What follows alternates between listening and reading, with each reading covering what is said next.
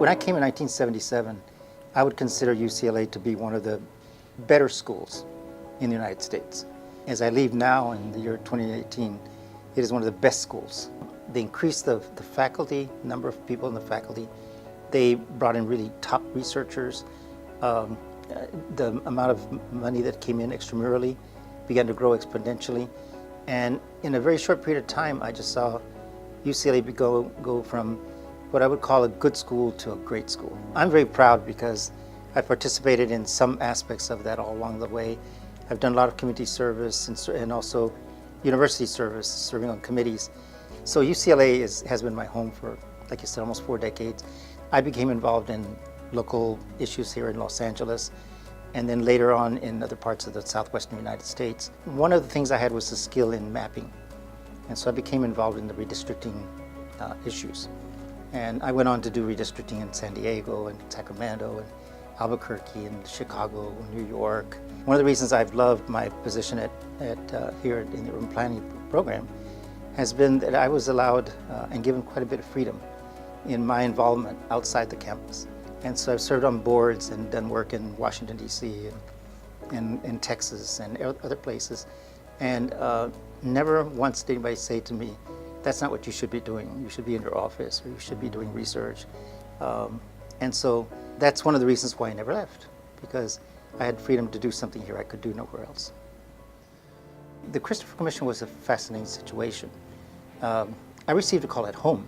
When I picked up the phone, it was Tom Bradley. And you don't expect to receive a call from the mayor. And he said to me, could you come into the office tomorrow, because I'd like to talk to you about serving on a committee, on a commission related to police use of force. Community police relations had been deteriorating in Los Angeles for a while. And the Rodney King situation and beating kind of culminated the situation. As you know, the officers were later acquitted, resulting in the riots. Our job was to look at why it happened. And so we went all the way back to how police officers are recruited, how they're trained, some of the psychological issues that have arisen in the past with police officers. And the last kind of issue at the very end was, what does this really mean in terms of making change? And the issue came down to whether or not we were going to ask that Sheriff Gates step down. And one of the things that happened was that we really got to the crux of what the problem was. And the problem is that the police were being trained in a we versus they concept. It was serious business. When we finished the report, we all had to sign off on it. And we had battles to the very last minute. And so that little commission report started a whole movement of community policing that took over in most of the United States. And I think we have regressed a little bit from some of the issues related to that. But the issues are all laid out in that report, and I'm very pleased that every once in a while somebody remembers this, because I think it was a seminal moment in Los Angeles history, and I was very honored to be a part of that. UCLA has been really good to me, and I have been appreciative. They provided me with resources, opportunities, and I feel blessed. So as I was coming to the end of my career, I thought, I need to give back before I retire. I became the vice chair, then the chair, and then the immediate outgoing chair of the Academic Senate. And there's 3,700 members of the Academic Senate. And you represent them as the spokesperson. And so kind of the way I finished up my career here at UCLA was as a leader of the Academic Senate. As leaders of the Academic Senate, over that 3-year period, you work every day to make the faculty at UCLA the best that it can be, and to keep the administration from not dabbling too much into the academic program. But it is a field that is dynamic, and it's ever changing. And I can't think of another area that has been so relevant and more relevant than urban planning as it comes to making cities better and making people's lives better.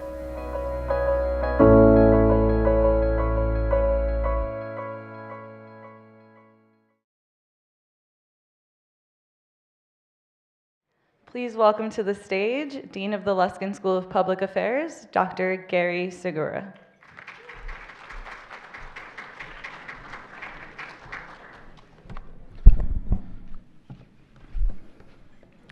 Good afternoon, ladies and gentlemen.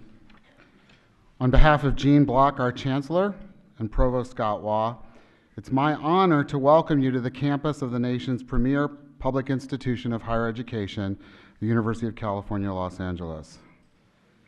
It is my regretful role to welcome you to this symposium held in honor of the memory of my friend and colleague, Leo Estrada.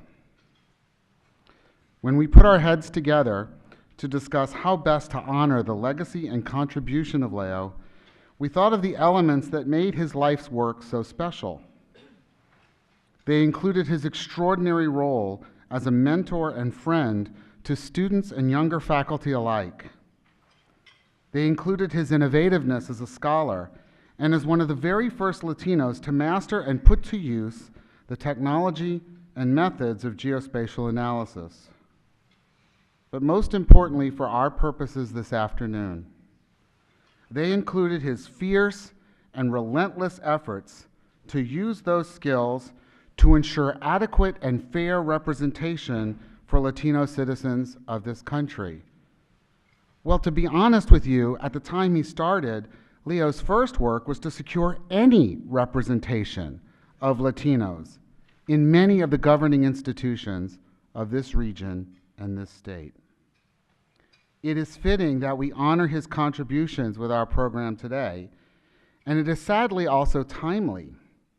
Our plenary and panels focus on the census, demography, redistricting and voting rights, and the mentorship of young Latino academics, and all of those are topics that we should be concerned about. Political forces are working overtime to turn back the clock on Leo's life's work by almost literally erasing us from the population rolls of this nation. Our population has grown rapidly, and we are quickly approaching 60 million. Our presence and growth should be applauded for the vitality we bring to the nation's workforce and to its culture, and to the profound degree with which our people have rescued rural and agricultural towns and industries across the entire United States. Instead, however, our presence is often a source of profound angst and anger among a declining white population who are determined to focus on and demonize our differences rather than celebrate our commonalities. The Federal Voting Rights Act was eviscerated through a Supreme Court decision to strike down Section 4, making Section 5 unenforceable, in a decision that was filled with breathtaking mendacity regarding the ongoing and genuine threats to minority access to the ballot box. And the court appears poised to roll back efforts to redress the dilution of those votes minorities get to cast. And in our own world, the Academy, much progress has been made nationally and here at UCLA. The Luskin School of Public Affairs will begin next fall with 53 ladder-ranked faculty and 7 field faculty, more than half of which are people of color, and half again, women. But the university classroom podium remains an overwhelmingly white and still almost 2/3 male space. In short, we need more Leo Estradas. One was not enough, and he was taken from us too soon.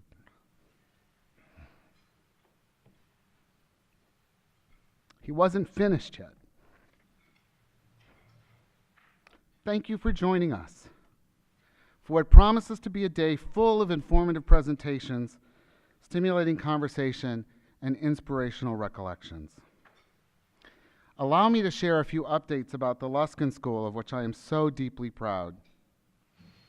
We have experienced an extraordinary expansion of our tenure stream faculty from 38 to 53 in just 2.5 years.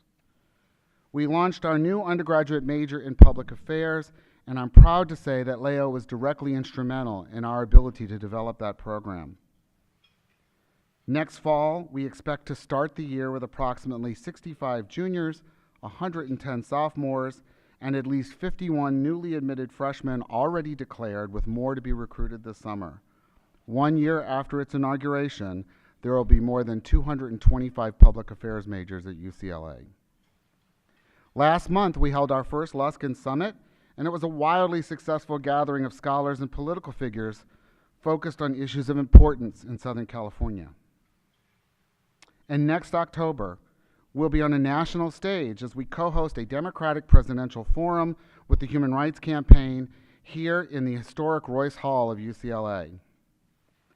At UCLA Luskin, we're committed to research and learning. We gather information about society in an effort to understand how we might make it better. And we seek to apply what we learn to foster improvement, to change societies in ways that will help children and families, give a voice to the unheard, improve decision-making by people entrusted with political power, and untangle the snarls that hinder our progress. UCLA is a great university, a great public university, with an outstanding faculty and educational programs that benefit people from all walks of life. One of our most important new efforts in this area is the Latino Policy and Politics Initiative, or LPPI, founded in 2017. We launched this effort at UCLA to address a critical gap in research and policy analysis and to supply policymakers with theoretical and empirical understanding of how Latinos are, or so often are not, meaningfully incorporated into the political system. LPPI does original research. It makes policy recommendations. It trains students to assume the leadership role in Latino civic life, and it actively promotes research done on Latinos by the UCLA faculty, not just in Luskin, but across campus. One of the people who has been a supporter of the work being done by LPPI is our keynote speaker today, Arturo Vargas, the Chief Executive Officer of the National Association of Latino Elected and Appointed Officials. Mr. Vargas has been with NALEO since 1994. Today's symposium will build on the success of a previous collaboration between NALEO and the Luskin School. Last August, 60 legislators, county and municipal officials, school board members, and higher education trustees attended the first ever National Education Leadership and Public Policy Academy at UCLA. The three-day workshop was organized by LPPI and the NALEO Educational Fund. It was part of his organization's effort to strengthen American democracy by promoting the full participation of Latinos in civic and political life. Before NALEO, Mr. Vargas held positions at the Mexican-American Legal Defense and Education Fund, including Vice President for Community Education and Public Policy. He also served as a policy analyst for the National Counsel of La Raza. He holds a master's degree in education and a bachelor's degree in history and Spanish from Stanford University. As a nationally recognized expert in Latino demography, electoral participation, voting rights, and redistricting, Arturo's presentation today is particularly appropriate for a symposium being held in honor of our beloved Luskin colleague, Leo. Arturo Vargas is someone with a deep understanding of the issues that drove Leo Estrada's scholarship. In recent months, Arturo has been one of the most prominent voices in the United States regarding the potential negative impact of a proposed citizenship question on the U.S. Census. Last summer, he told an audience here at UCLA, quote, "The census is really only about two things. It's about power and money." The equitable distribution of money and power is a reality that Leo Estrada understood, and it is a social injustice that he fought tirelessly to correct. Today, it is my hope that we can uphold Leo's legacy, and we begin that process by hearing Arturo's comments today. Ladies and gentlemen, please join me in welcoming to the stage Arturo Vargas.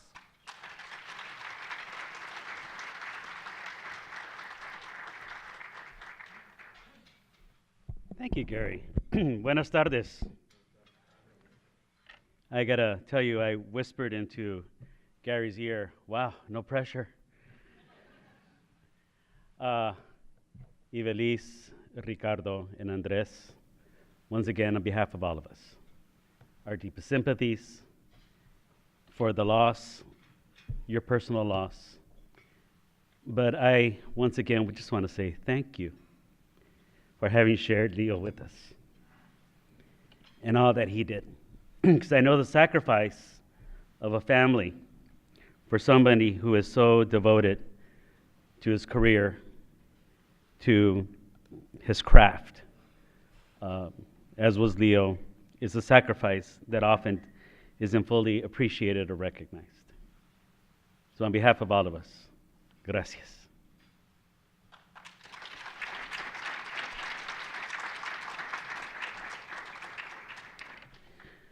So, the power of data, the power of knowledge, the power of pedagogy, the power of analysis, the power of reason, the power of Leo Estrada. Today we celebrate the triumph of the Academy, the triumph of the Chicano Academy.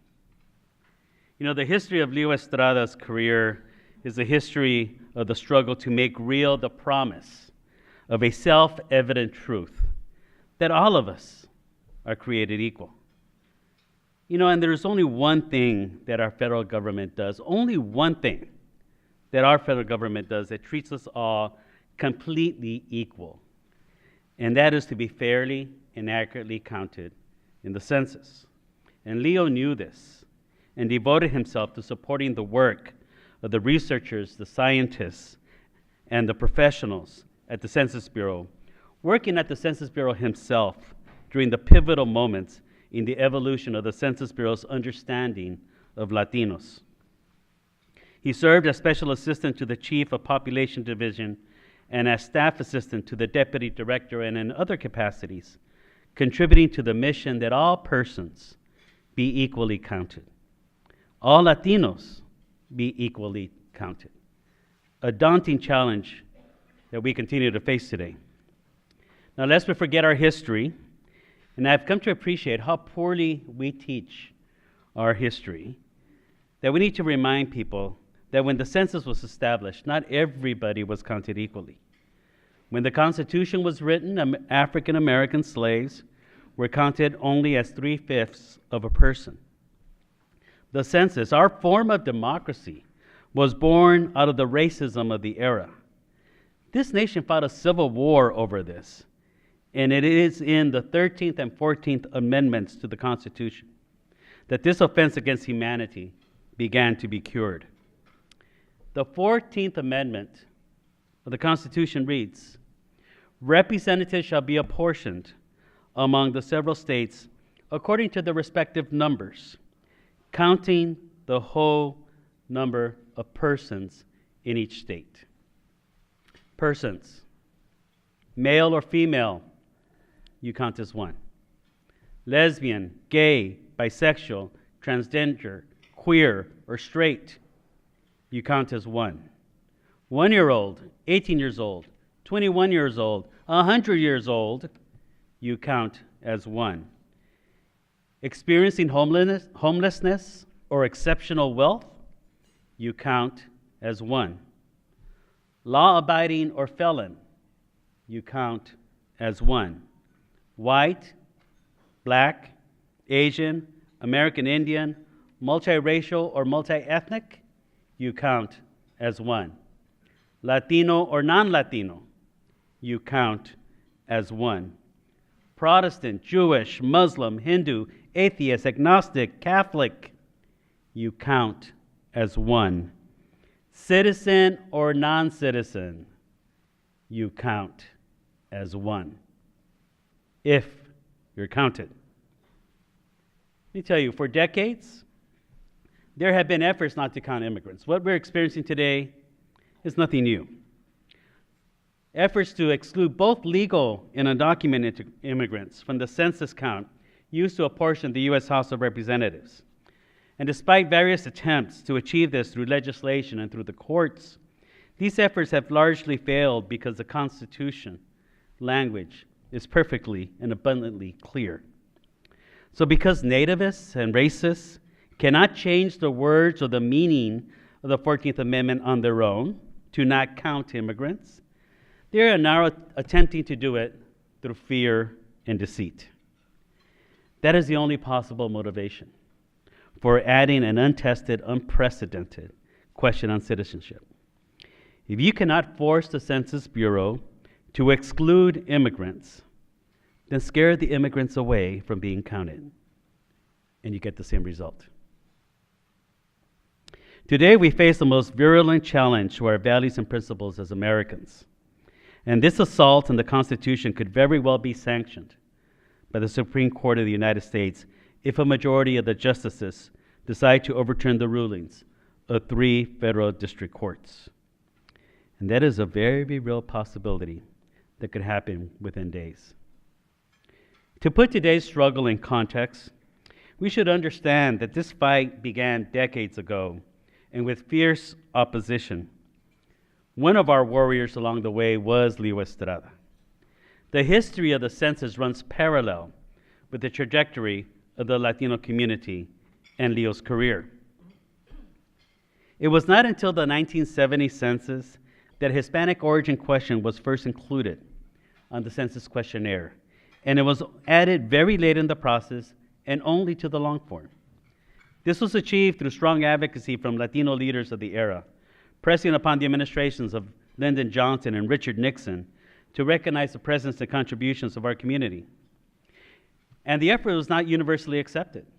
There was opposition from leaders in the white community, in the African American community, Native Americans, even in the Asian community.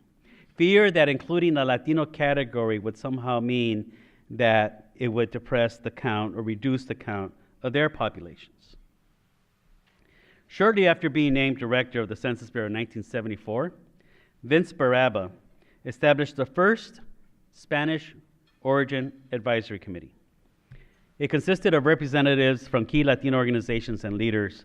It was chaired by Vilma Martinez, and I don't know if Ambassador Martinez is here with us today in the room, but her leadership and her legacy is part of this history as well.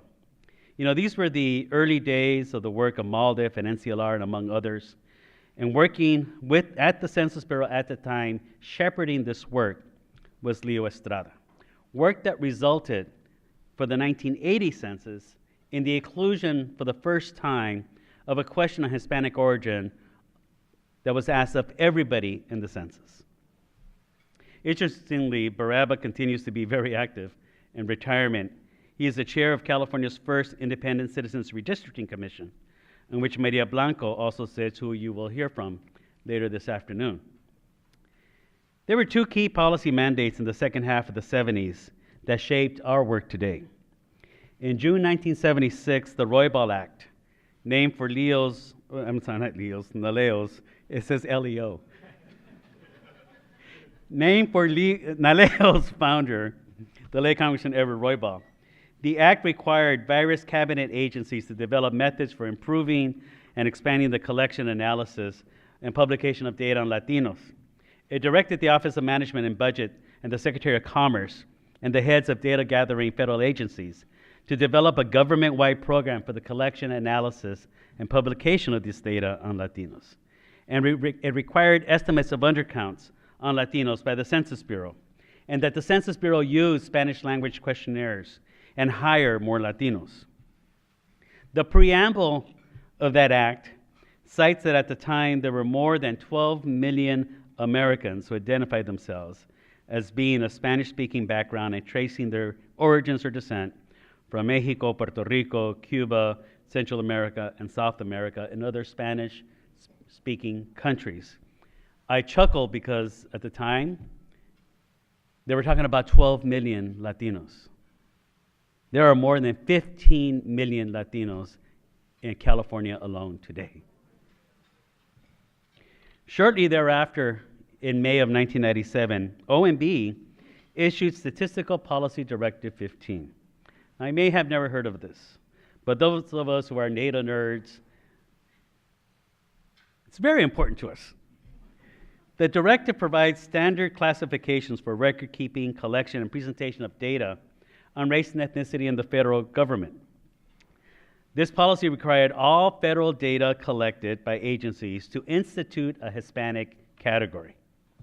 Today, we refer to these as the standards on the collection of race and Hispanic origin data. Keep that in mind. Remember when I talk about the standards, because So I'm going to come back to them as how they're affecting our work today. So the 1980 census included Hispanic origin question for the first time on the short and long forms. And as soon as Latinos had the opportunity to be fully enumerated, so began the proactive efforts to suppress the count of Latinos. The minute there was a Latino question, so started the efforts not to count us. The 1990 census was marred by efforts to remove undocumented immigrants from the apportionment count. Lawsuits were filed, Ridge versus Verity, and legislation advanced by Senator Richard Shelby of Alabama. The United States Senate, on 3 occasions, passed legislation to prohibit the use of appropriations by the Census Bureau to count undocumented immigrants. It was a bipartisan vote on 3 occasions. This is where I cut my teeth on advocacy. We're trying to figure out how are we going to defeat this in the House when Democrats and Republicans voted together to prohibit the use of resources by the Census Bureau to count all of us. So we worked with our partners at Univision and Telemundo. We decided to do a massive campaign within our community. We asked the viewership of these networks to call Congress and demand that this legislation be put to a halt. Now, of course, the message communicated was in Spanish by Univision and Telemundo, and it was referred to as La Enmienda Shelby. So the operators at the U.S. Capitol, because we put the phone number, call this number and ask to speak to your member of Congress. So the operators at the Capitol were getting these hundreds of calls saying, La enmienda Shelby tiene que morir. Didn't know what to do with them. But that was the year that a young Cuban-American woman from Florida, the first Latina elected to the House of Representatives in modern times, Ileana Ross-Layton, had just taken office. And all the calls went to her. Well, you know, the legislation ultimately failed in the House. But it didn't fail on the merits. We had to lobby the Democrats hard on this. And the only way they found it to defeat this legislation in the House was to defeat a procedural motion, the motion to rise. Had the actual legislation reached the House floor, Democrats and Republicans together very well could have voted to prevent the enumeration of immigrants, of undocumented immigrants in 1980. So that was 1990. Despite the challenges and the resulting data, though, as flawed as it was, coupled with the historic court voting rights victories by Maldef and others, it set the stage for a redistricting process in 1991 in which Leo Estrada led a mapping effort here in California that resulted in historic gains for Latino voters. I had the honor and privilege to work alongside Leo during this period. While I never enrolled in a class he taught, there was no better learning opportunity than to be his apprentice. We went on to work on the 2000 census. It too included an effort to exclude Latinos. This was the debate on whether or not the Census Bureau could use scientific methods to statistically adjust the census itself to compensate for undercounts and overcounts.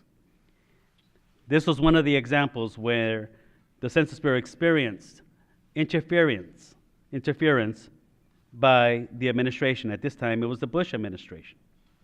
The Census Bureau was actually proceeding to use sampling to adjust the census, but it was overruled by Secretary Mosbacher at the time.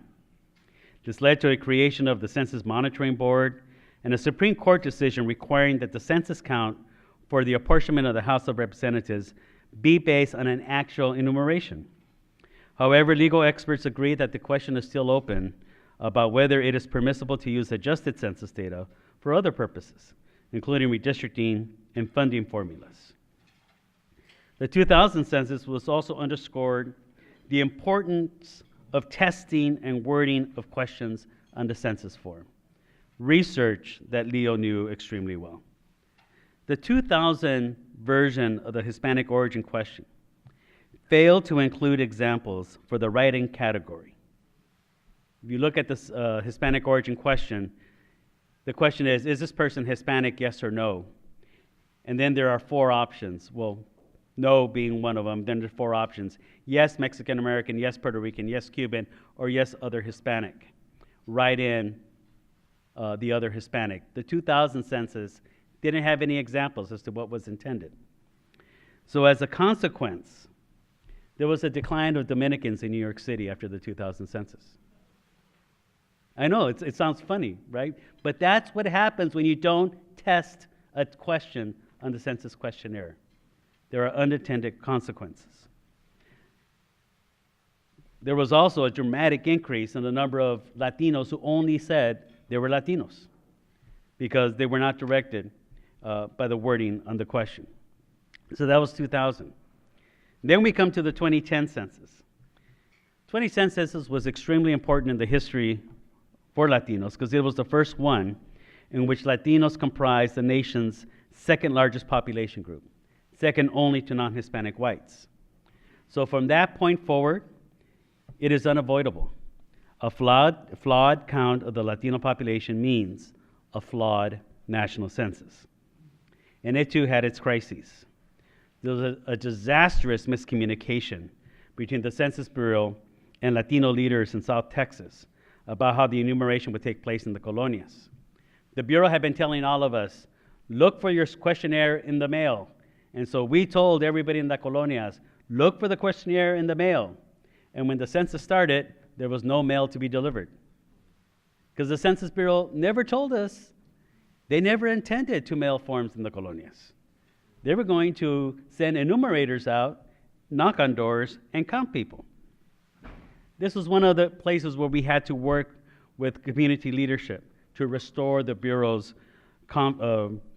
reputation in order for people to cooperate in 2010. And then there was another controversy in 2010. And as what my parents would often say, para acabarla de fregar, there were people who were telling Latinos to boycott the census in 2010. This is a group of evangelical ministers who thought that by not having Latinos counted in the census, somehow we would punish elected officials who achieved to pass comprehensive immigration reform. Well, that was the 2010 census, and we survived that one too. And now we're on the road to 2020. And the Census Bureau had planned to modernize the collection of race and Hispanic origin data based on years of research, including the largest research experiment ever undertaken by the agency, the 2010 Alternative Questionnaire Experiment and subsequent research. It established a federal working group, and this research led to a recommendation of a single combined race and Hispanic origin question to replace the two-question format. We were very skeptical about what this recommendation would be because I know that my predecessors, people like Vilma Martinez at the time at Maldef, Raul Izaguirre, and others, have fought for a question on Hispanic origin. And here the Census Bureau was saying, let's get rid of the Hispanic origin question and include it in one question that asks both race and Hispanic origin. And I remember going to Leo and asking for his advice and guidance, as I always did when it came to the question on census.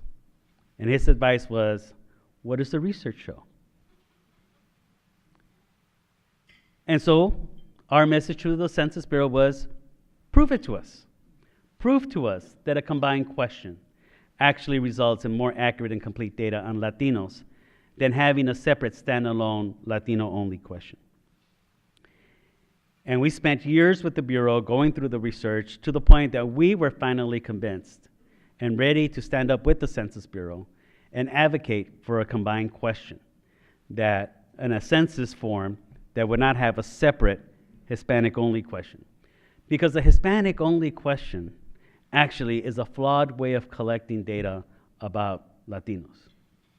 And it's something that I know many of us have experienced, because we get mailed this questionnaire and we're always asked, are you Hispanic, yes or no? Well, not always, since 1980.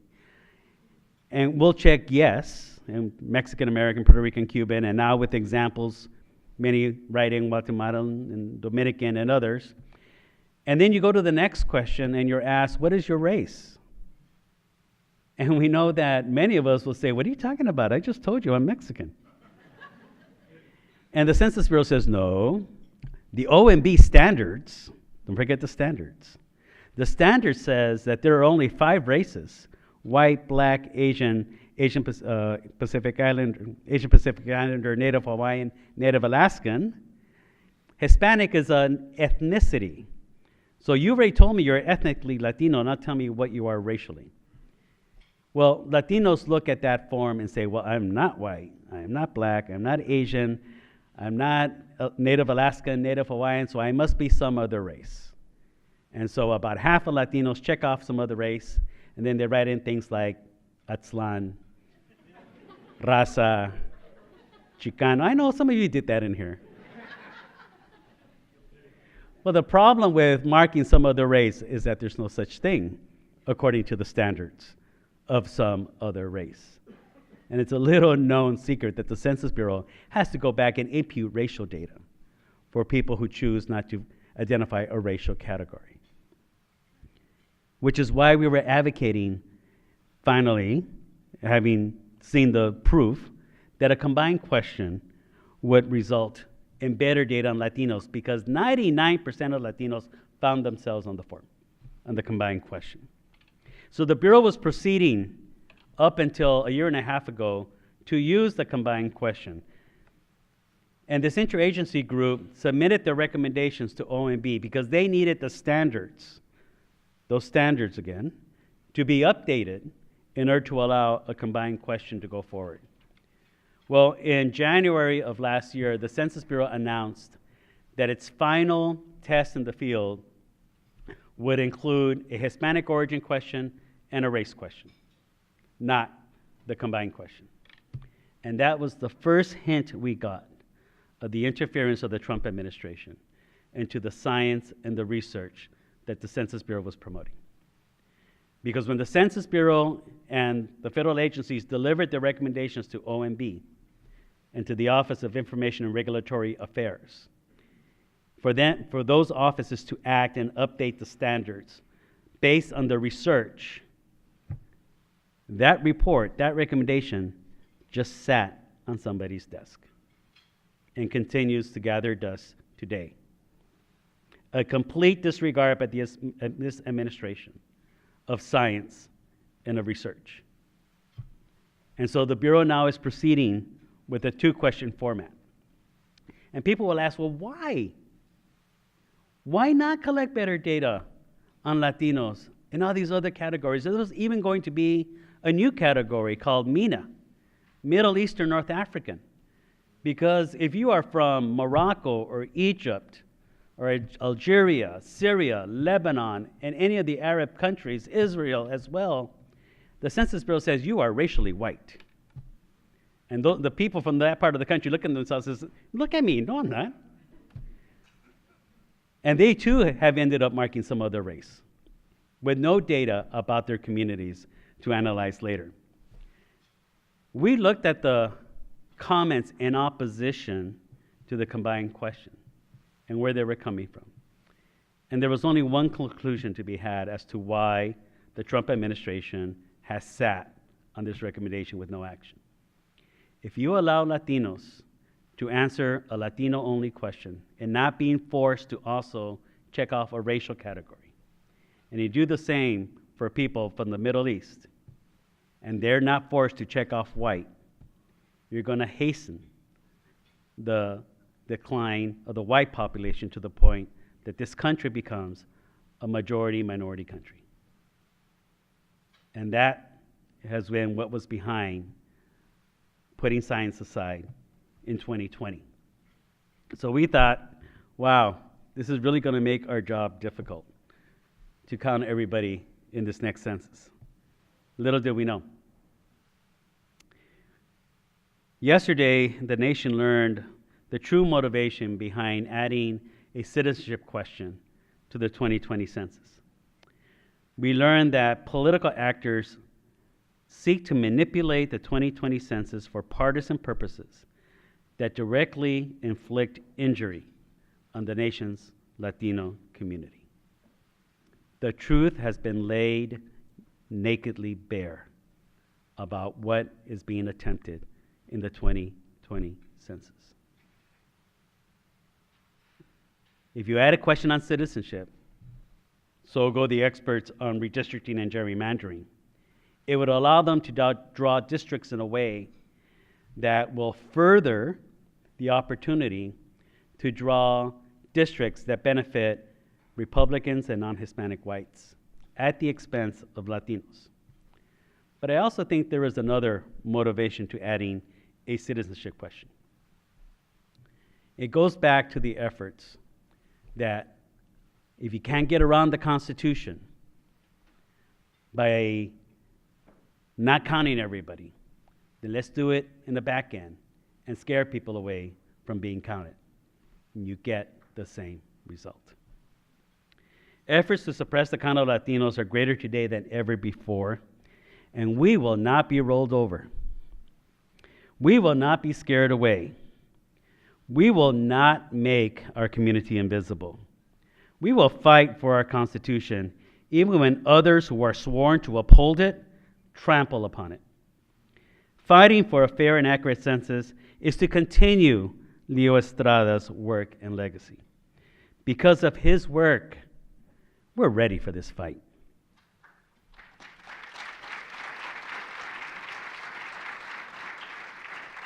And his work here continues. His successors here at UCLA continue this noble work. Efforts like the Latino, it's over there, LPPI, directed by Sonia Diaz. Efforts by Professor Gary Segura, who was part of the legislative fight in the victory for marriage equality. Efforts by Professor Barreto in the legislative fight to save the 2020 census, both of them serving as expert witnesses in civil rights lawsuits, a role that Leo fulfilled numerous times during the course of his career. And we are all united in this cause. All of us have had a role in working together to further Leo's work. So I'm going to ask those of you who were students of Leo Estrada or who were mentored and advised, please stand.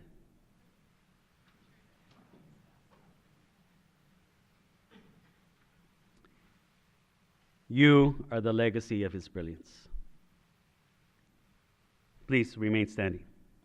Those of you who were his peers, who had the opportunity to work alongside him in the academy and research, please stand.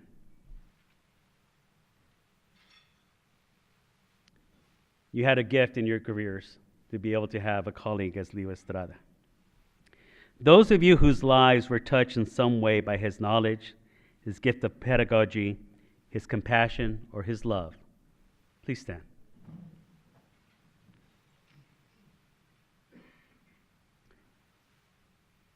My friends, we stand on solid footing, a launching pad for the future. We stand on the shoulders of Leo Estrada. I invite you to look across to the horizon, where we can see from this perch the dawn of justice and equity in the power of data, in the power of knowledge, in the power of pedagogy, in the power of analysis, in the policy of reason, in the power of Leobardo Estrada. Thank you.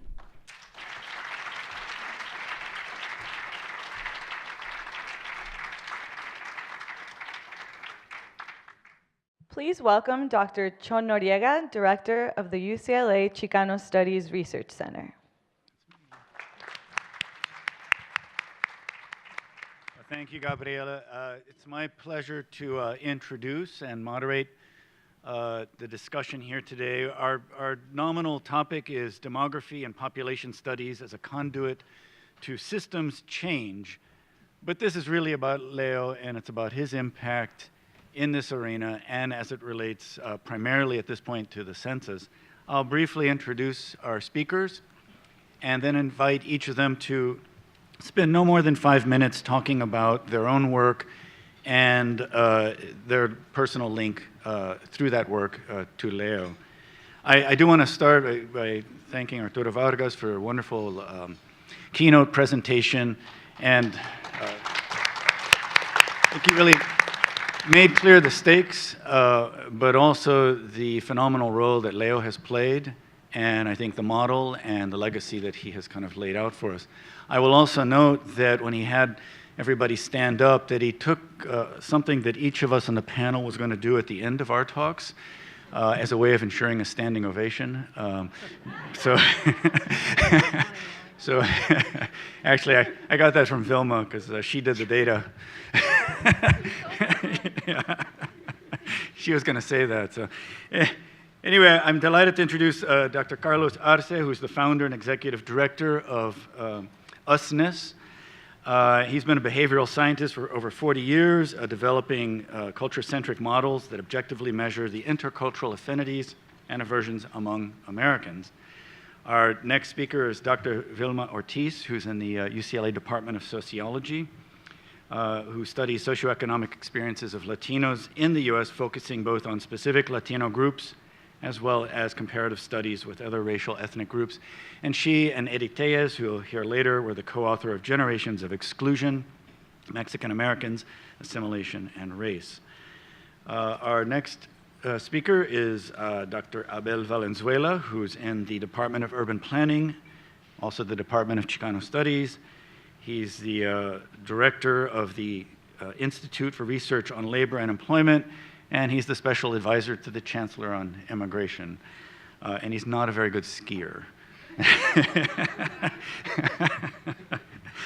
His research on day labor and immigrant labor markets has helped frame national public and policy narratives on immigrants and low-wage laborers.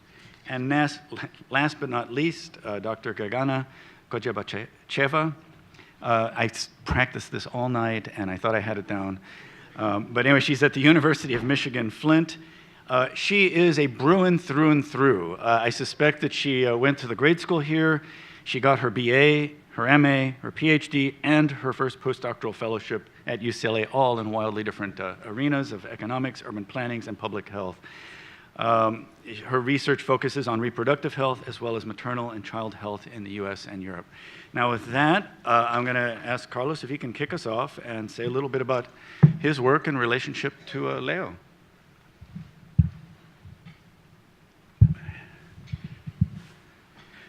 Thanks, John.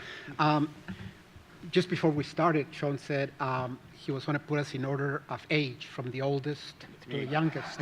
And that's actually true, because in a sense, age means how long have we known Leo. And so I want to highlight 4 of what I consider to be Leo's exceptional achievements that attest to his early, consistent, multifaceted, and unappreciated contributions to Chicano research. I'll start with Leo's, before I knew him, with Leo's academic trajectory, which was pretty uncommon for his times. Raised in a strong, achievement-oriented, first-generation Mexican-American family in El Paso, in Pico Rivera, in El Paso, born and raised in Pico Rivera, he graduated from El Rancho High in '62. His father and namesake, Leo Estrada, was a prominent Baptist leader who ministered in California, Texas, Mexico, New York City, Europe, and several other places. Leo and his 3 sisters all attended and graduated from Baylor University. He graduated in 1966 and immediately went to Florida State, finishing coursework in 2 years and completing his PhD in sociology less than 2 years after that, in 1970, when he was just barely 25 years old. For that generation, that's a major fast-track achievement. In many ways, he was in the loner generation of the only or the first Chicano to do this or be that. His dissertation on Mexican-American elderly basically gave birth to the field of gerontology of Latinos. A funny thing is that Leo Estrada and John Garcia, the retired political scientist at Arizona, spent all of their graduate years in different floors of Bellamy Hall in Tallahassee without ever meeting each other. 3 years, 2 floors apart, same building. Those were really lonely times with few Latino mentors and role models. I introduced them to each other in Ann Arbor at an early meeting of the National Chicano Research Network. I first met Leo in Washington, D.C. at a meeting of the Population Reference Bureau, and that kind of inspired me to think of demography as not just a fancy word, but as a practice that could be used to do a lot of interesting and valuable research. The second of Leo's, so that's kind of like his background. The second of Leo's achievements I want to share today is his contribution to the National Chicano Research Network and his many activities at the Survey Research Center at the University of Michigan. In the mid to late 70s, he spent the greater part of 2.5 years as a visiting researcher and was a strong supporter and frequent contributor to La Red, our monthly newsletter that we publish without fail or without lateness for over 10 years, 120 issues or more. Much more importantly, he helped us secure the detailed 1970 census data framework and data tabulations that we used for the underpinning of our sample design for the National Chicano study and he was additionally the guru, mentor, and quiet advisor to the growing team of mostly Chicano doctoral students from all over the country pursuing degrees in several key disciplines in Ann Arbor. The third, also in Ann Arbor, was his contribution to the Ford Foundation-funded project to support completion of dissertations by Mexican Americans, Puerto Ricans, and Native Americans that were all but dissertation doctoral students in many universities around the country. Toward the end of the 1970s, the foundation was gradually shifting the focus of very large graduate fellowship program and had funded the graduate education of several hundred minority students. An evaluation the foundation was conducting involved a census of grantees to locate them and determine their status, and I was asked to do that. With Leo's help, we persuaded Ford to allocate some of its leftover funds to a program to intensively stimulate and provide space and support for grantees that had been in ABD status for a couple of years or more and were no longer eligible for Ford support. The resultant program provided opportunities for over 30 former grantees to spend 1 to 4 months in Ann Arbor working intensively on their dissertation. They were provided a stipend, housing, childcare, document production, and most importantly, virtually instantaneous reviews of and commentary about the writing they were producing. Pressure. This iterative process relied on several established academics. I was going to say senior academics, but the reality is that most of us were kind of senior mentors, but we were really only a few years older than these graduate students that we were trying to push. Leo was a great listener and compulsive reader and a really incredible advisor to them. The outcome was that all but one of the participants completed their dissertations in those 2 years that helped the Ford Foundation and justified their relaunch of a new generational graduate fellowship program. And finally, my fourth recollection of Leo, and most important one, when I moved from Ann Arbor to Austin to start a research consulting business, I stopped being an academic 35 years ago. All the way to a few months before his passing, Leo and I collaborated frequently and on many levels over more than those 3 decades. He was our frequent advisor, brainstorming and debate partner, demographic data problem solver, and by far the best critical sounding board one can imagine. He worked formally for Newstats and Geostats, our 2 companies, as a consultant and advisor.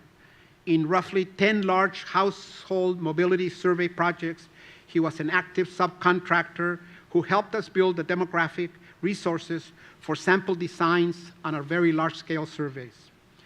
In the first half of last year, as he saw the probability of the end, He again was a wonderful advisor and supporter for the nonprofit organization that some colleagues and I have started and that I'm now affiliated with. Near the end, he encouraged his wife, Ibeliz, to join the USNES Board of Directors, where we hope to continue work that extends and is inspired by Leo's commitment to giving back and promoting the well-being of all Americans. Thank you, Leo, Ibeliz, and the Estrada family for allowing me to the good fortune of our wonderful friendship. And thank you, Leo, for being here.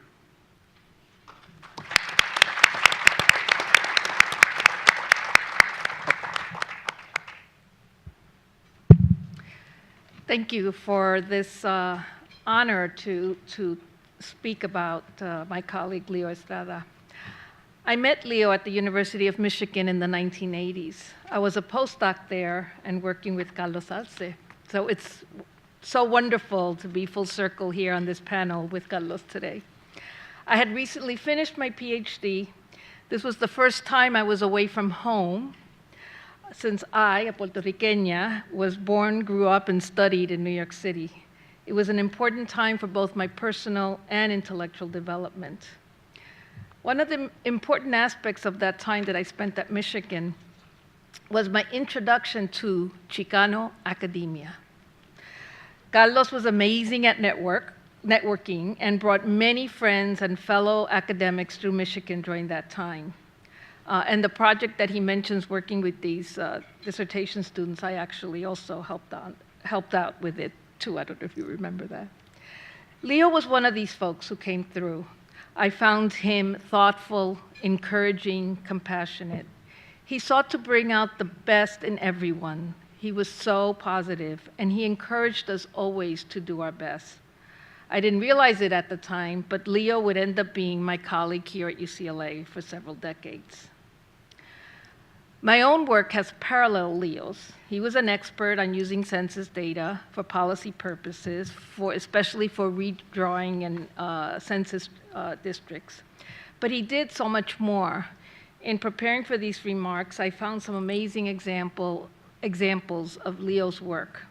One was that he helped create the most comprehensive and complete electronic database of parks, beaches, and green space in LA County. I didn't know this. This information provided the city project, was provided to the city project, which they in turn used to create or protect new urban parks and to provide access to billions of dollars in local, state, and federal park, water, resource, and school funds. As the folks of the city project say on their website, no data, no justice. Using census for research purposes is something that I've done throughout my own career. While I've used other data sources, I have regularly returned to census data during my research career. One of my earliest publications was on the selectivity of Puerto Rican migrants with census data. And right now, I'm working on an article on the census and the creation of the Latino Hispanic category and addressing many of the issues that Arturo raised with us in his talk. So Leo and my work, while not similar, dovetails very nicely. The two issues that were important to us are how do we measure the people who make up the Latino category, and how well do we count those in those categories? So both what questions do we ask of them, and then are we counting them adequately? And as Arturo mentioned, the better our questions are, the more the efforts are to undermine our counts. If we don't have good measurements and good counts, redistricting efforts are compromised, political representation is undermined. So the research on the Latino experience, and so is the research undermined on the Latino experience that uses census data. So while our contributions are different, I see them as very parallel.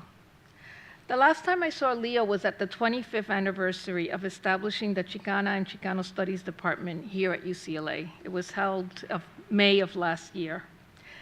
Leo and I sat at the back of the room in the faculty center and chatted. I asked him, do you remember those political battles we had that led to the establishment of the Chicano Studies Department? He agreed, and we laughed. Someone came by and took our photo. I wish I had that photo now. And then I asked Leo how he was doing, and he shared about his cancer. He was honest and thoughtful about what he was going through. As he spoke, I thought to myself, he looks good, he looks healthy, a little thinner.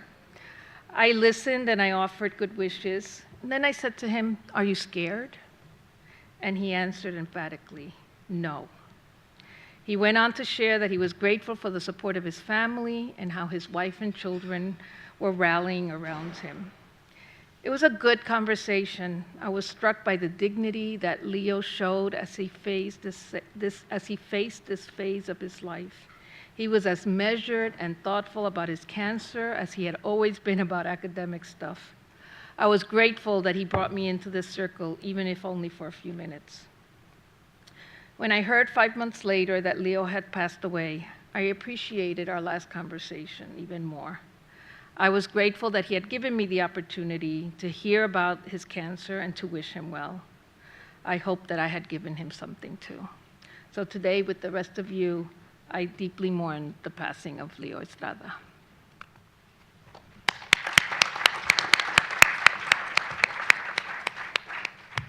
Grab that one so we don't. It'll all in down there. Hi, everybody. It's a huge, huge honor for me to be here and to pay tribute to a friend and a colleague. So I'll begin with the personal and then end with the impact. So it was in the hot summer of 1987, a full 6 years before I was hired here at UCLA, that I remember meeting Leobardo F. Estrada. We met in downtown at the Department of Water and Power building at a meeting convened by B. This meeting, I was thrilled to death because I was invited, and I would be meeting for the first time the very well-known UCLA Latino professor. And so I was thrilled, excited. After the meeting, and it's vague to me, but it was related to redistricting. I approached Leo, and I introduced myself. Then a first-year graduate student at MIT. I was working on my master's in city planning, and if you're, I think, a city planning or an urban planning student anywhere in the country, you know about the work of Leobardo Estrada at UCLA. I gave him what I'm certain was a 2-minute, really incoherent rambling of my project, to which he responded with a very, very nice smile, a warm smile. It made me feel really good because I knew I had flubbed the approach or my elevator speech. And he said, "Send me the proposal," which I did. And true to form, at least true to Leobardo F. Estrada form, a few weeks later, I received detailed and very thoughtful feedback. I was stunned. It was faster than some of my MIT professors. I had just met the man. I am certain I wasn't very impressive, perhaps with the one exception that I had gone back east to pursue my graduate training. Leo was super busy and a very, very important person. He was a god in many ways to a very young PhD student who was trying to figure things out. I was from Los Angeles, and so again, meeting this titan was just super, super important. Yet, he was very, very kind and generous to me, and he began my own training and relationship with me, again with a kind and a generous smile, a spirit of giving, and a role that he always took seriously, which was that as a teacher. Leo has always been my teacher, and to this day I'm really profoundly grateful for his role in my own success and trajectory on this campus. Some of you might know, when I was close to finishing my doctorate, I was at Berkeley, and it was during the time period when Leo was up for director of the Census Bureau. He reached out to me and said, "Hey, I'm moving to DC, and if things work out, I'll be there, and I'll leave UCLA permanently. And if they don't, I'm still gonna leave for a couple of years, and I need somebody to teach my courses. I was stunned, right? He asked me to do this. I wasn't quite yet done, but I took the bait, and I then traveled and came down to UCLA, and that began, in many ways, my own formation and career here. And so, in many ways, I pay tribute to him opening that door for me here at UCLA. I believe that, without a doubt, and I think the evidence is really clear, it's unequivocal in my mind, that he is the most important professor and teacher, I think, in the world to train a cadre of students, practitioners, junior faculty, and researchers on the intersection of Latino demographic change and its impact on planning communities, regions, and on our country. And let me also emphasize another point.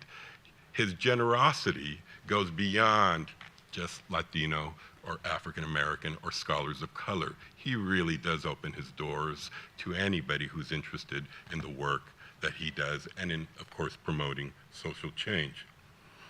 Leo did all of this while being a father and a husband. And so I want to also acknowledge that very important contribution as well, and to thank his family for sharing Leo with us and for sharing him with UCLA for such a long, long time. The impact. Leo's contributions as a teacher and a mentor, I think, is really well known. In fact, I think when people speak about Leo, it's usually in that context. I usually talk about him in that regard.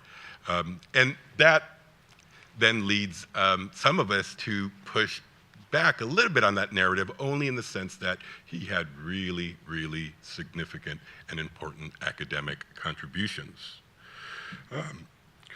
He contributed significantly, as already been noted, to a more diverse faculty pipeline, including training faculty and junior scholars on policy-driven research that historically impacted California, voting rights, and the election of officials who might better represent Latino, immigrant, and other underrepresented groups.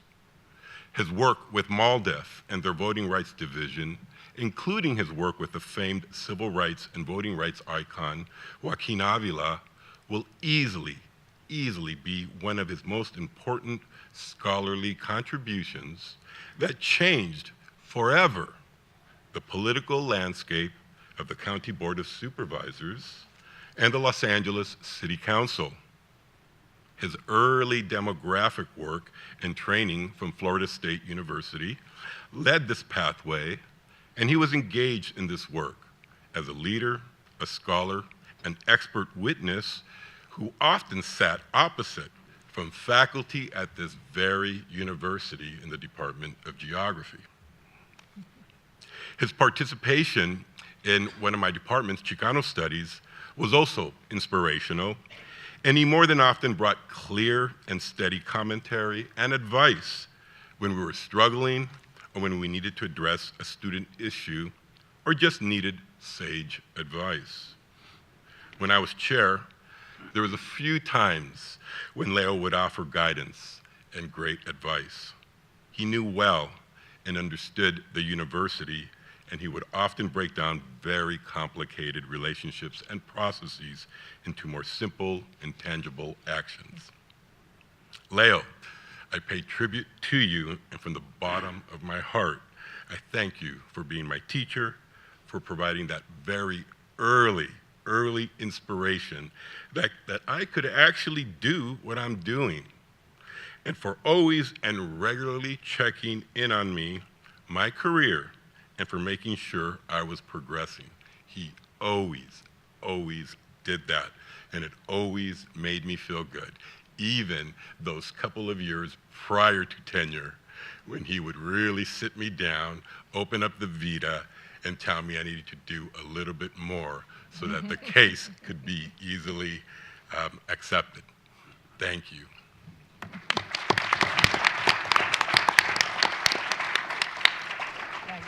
You want to pass that microphone down? Hello, everybody. Thank you for being here. I first met Leo while he was my professor in an undergraduate class at UCLA. Leo would pick on students in the class and he would ask them to answer questions critically about the day's topics. I was a shy student, and so I decided that I would drop the class. But Leo asked me a question. He was supportive of my answer. He helped me build my confidence, and so I decided to stay in the class. And that decision transformed my life because it was through his support and mentorship that I am able to do what I love to do today in the field of public health. Towards the end of that semester, when I took the undergraduate class, I went to his office hours. I needed a letter of recommendation, and I was hesitant to ask. He didn't even let me finish my sentence, and he told me that he would gladly write me a letter. I always remember that moment because I realized that he really wanted to make his students feel welcome and supported. He was interested in what brought me to the United States, in my personal story, in what my aspirations were. He encouraged me to pursue my master's degree in urban planning at UCLA. One thing that he did while I was working on my master's thesis that I truly appreciated was that he asked me to read every page of the thesis during his office hours, and he would give me suggestions on the spot. And that was a wonderful opportunity for me as well to improve my thesis.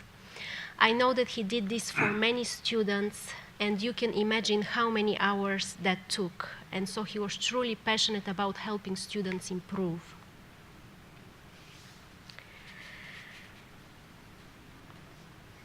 Leo always promoted my development. He encouraged me to pursue my doctoral degree. Evelis and he celebrated the special moments in my life. While I was going through the 10-year process, he also offered me invaluable advice.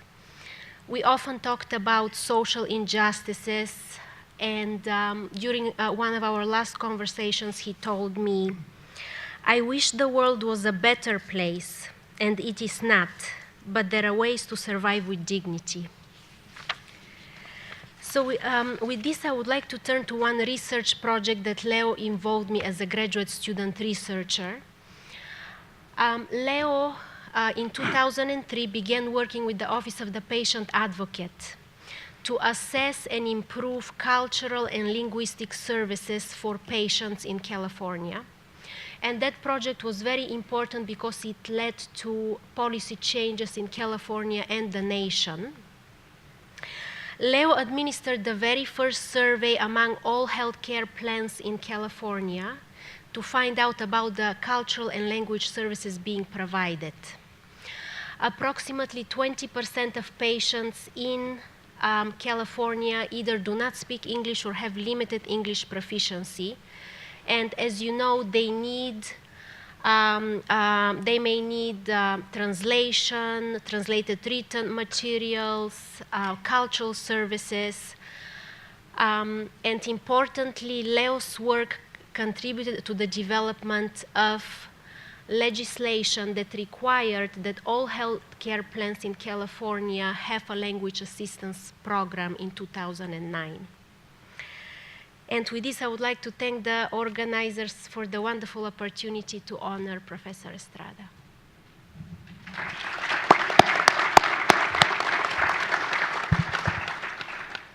Well, thank you all. It's been very informative, but also very moving in terms of the connections between the role as a mentor and the research that's really designed to have an impact. I wanted to pick up on that a little bit and just note they've been flashing the time, but they keep handing up to us 15 minutes. So that explains why we may have gone a little bit over the time we had. with this part, but in many ways the speakers have answered some of the questions that were going to be asked. So I'd like to just pivot a little bit and have kind of a lightning round, and we can open up for discussions. You know, when I first came here in 1992, Leo was one of the people that kind of latched onto as a senior faculty who really could give me some no bullshit advice. And that's where I want to pivot in terms of there's this idea of mentorship on the one side and then the research that has an impact on the other side. They're working with the same logic because what Leo did was sit me down and said, well, here's the rules for getting tenure. It's the facts, it's the data, it's the policy, whatever you is. It's some kind of rational grid. And then this is what happens. And what he helped teach me, and I think he did that to his students in terms of the work they do, is how to take that data and transform it into impact. Because the data alone, the facts alone, have no power. They have no impact unless you put them into the context in which that'll happen. So I wanted to just throw that out there fairly quickly. If any of you have just like a minute to just say something about that transformation as you do it in your work, as you've seen it in Leo's. I'll put Vilma on the spot a little bit, just say, because what I heard you talking about, you do very different work. You're doing basic research, he's doing applied research, but at the crux of that is a question about getting the methodology down. And why is that important? Small question. Yeah. Well, the methodology is the basis from which we are able to draw conclusions. If you've got bad methods, if you've collected the data in a sloppy way, if you didn't ask the right questions, then you can't use the information. And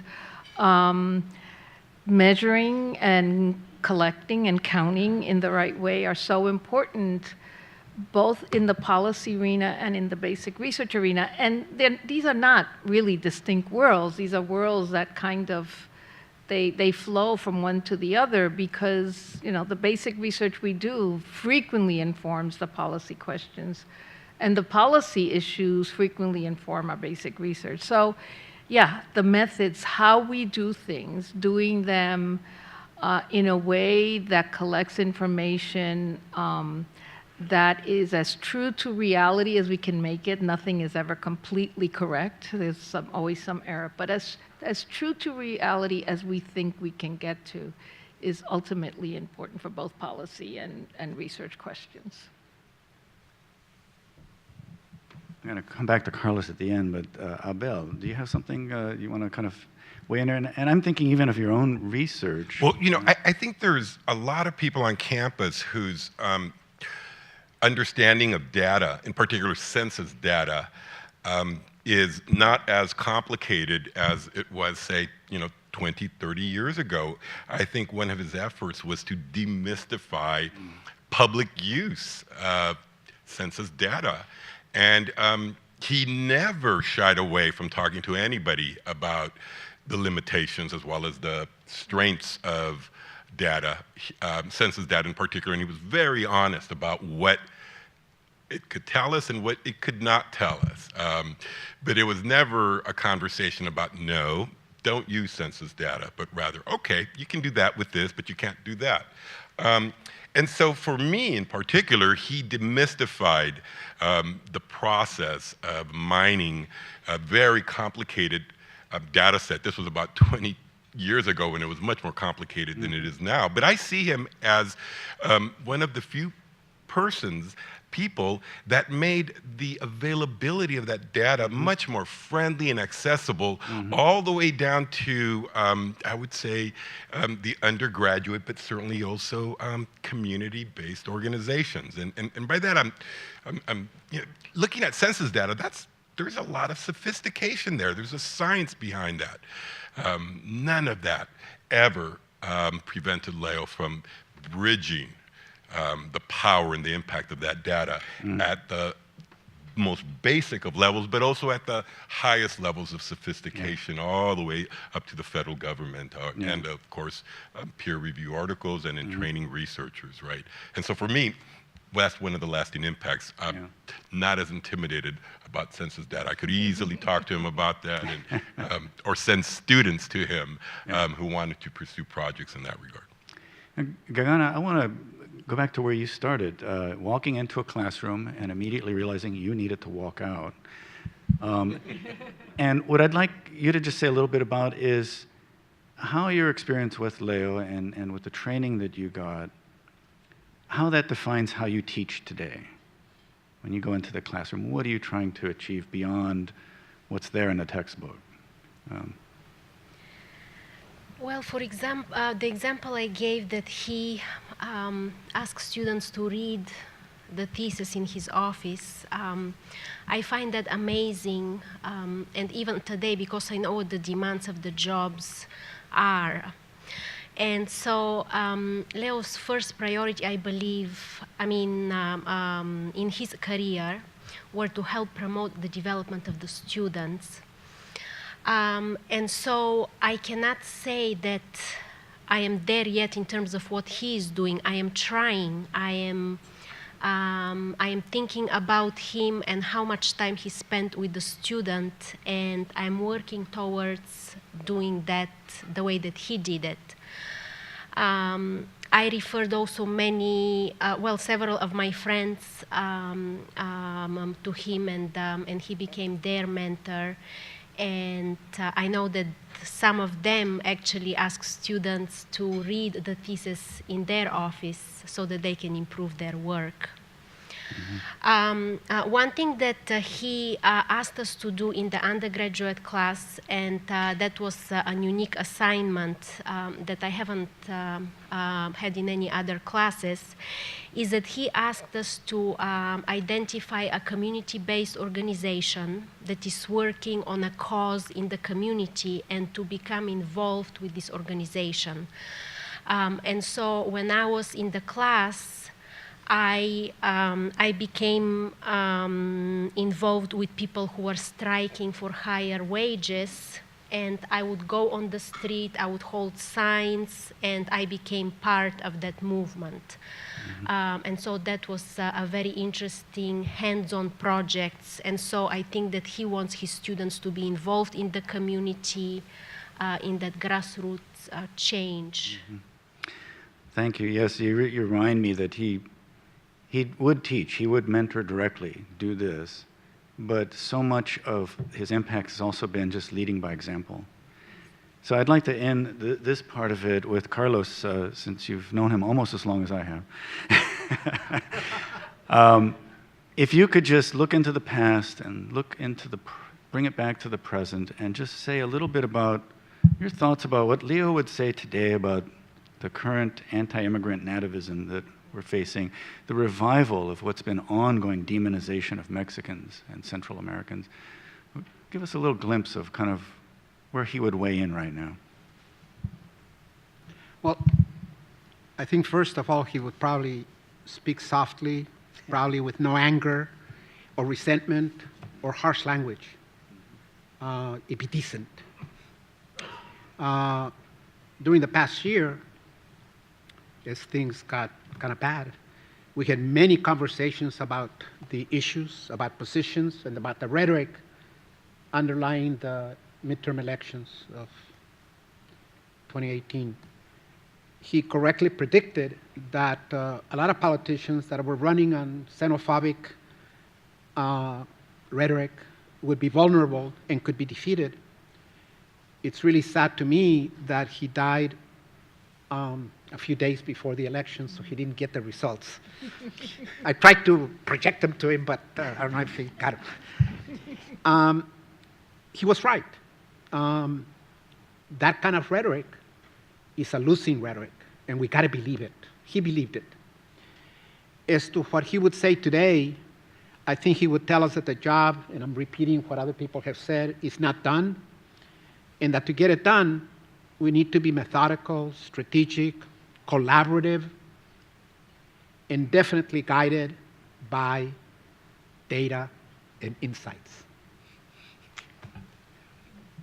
Well, thank you. I believe we have at least 10 minutes for questions. So if anyone from the floor has a question, so we do have people roaming with a microphone, or you can be really loud. Hand up over here. Right behind you. He's right behind you. Yes, I'm David Diaz. Starting in 1984, Leo started bugging me to obtain my doctor, and I kept wondering, are you truly my friend? You want to put me through that torture? Are you serious? I like you. I entered the program in '88, and I completed my doctorate in '94. I have a question, but I want to preface it by talking about the importance of Georgina's research with Leo in 2003. Over 20 years earlier, Geraldine Zapata and Margarita Mendez hired me to be the director of the Plaza Community Child Abuse and Neglect Agency in East LA. I'm not an MSW, but Jerry told me one thing: save the agency, it's dying. Keep the doors open for a year. I did. But the other thing that I remember is at this time, in around 1980, 81, this was the only bilingual, bicultural child abuse and neglect and domestic violence agency in LA County. The only bilingual, it still stuns me. So I just want to emphasize the importance of that. We're talking about demographics and Leo's expertise. This might be a better question for Arturo, but we're here. I have always felt that there is one institution in US government that's unconstitutional if we're to believe one person, one vote, and that's the US Senate. Let's take Idaho, Wyoming, Montana, South Dakota, and North Dakota. They have maybe a quarter of the population of LA County. They have 10 US senators, we have none. If you take the 10 far west and mountain states and combine them, California still has over twice the population. They have 20 senators and we have 2. When or will this ever happen that the US Senate follows the Constitution and Leo's work at demography of one person, one vote?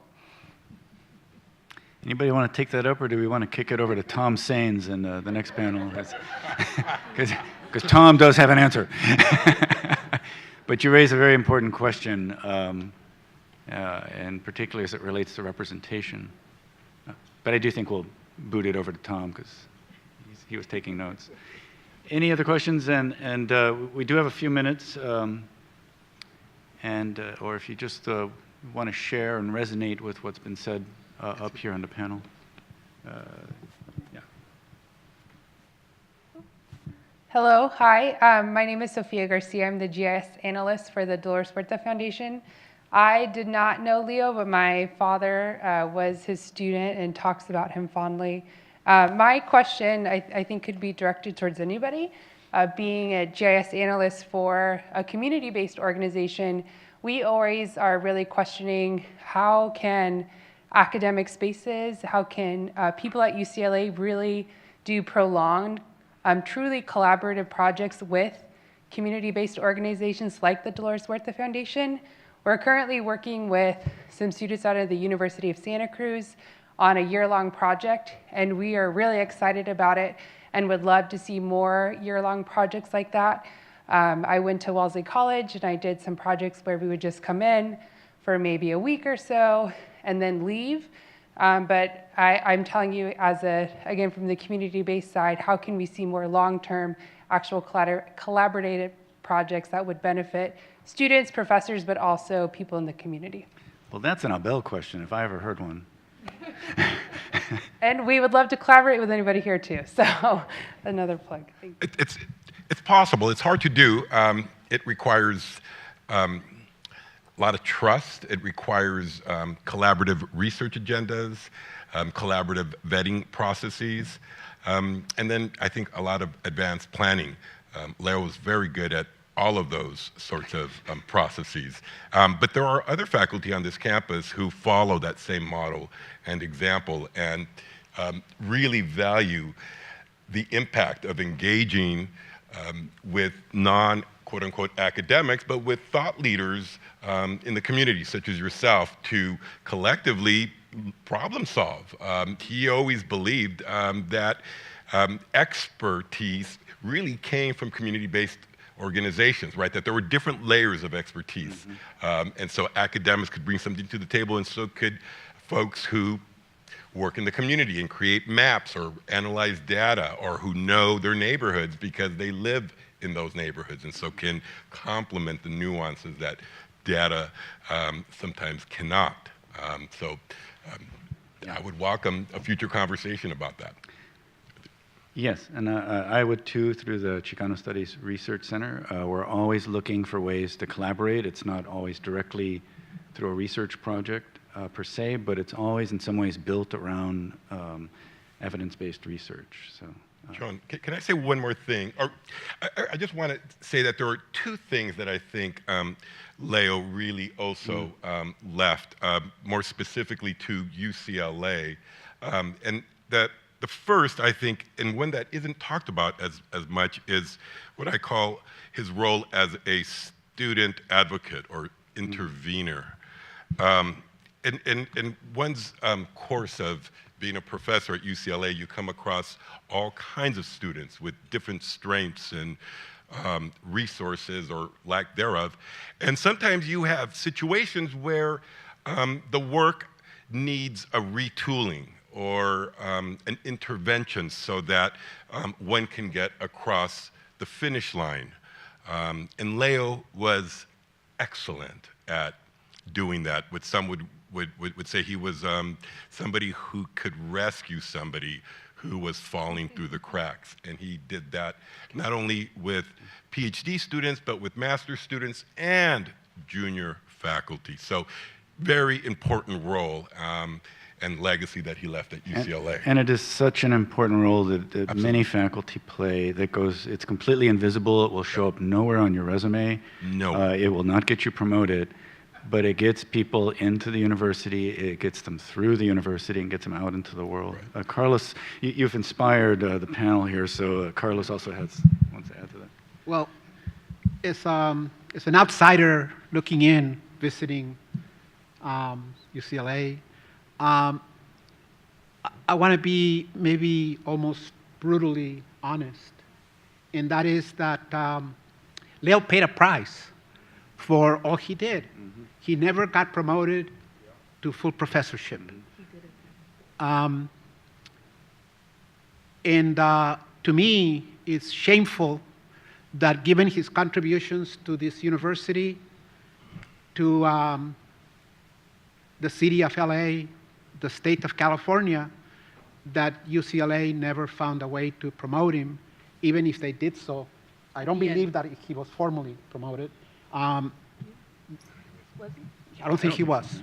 I checked. And so he paid a price on behalf of all of us.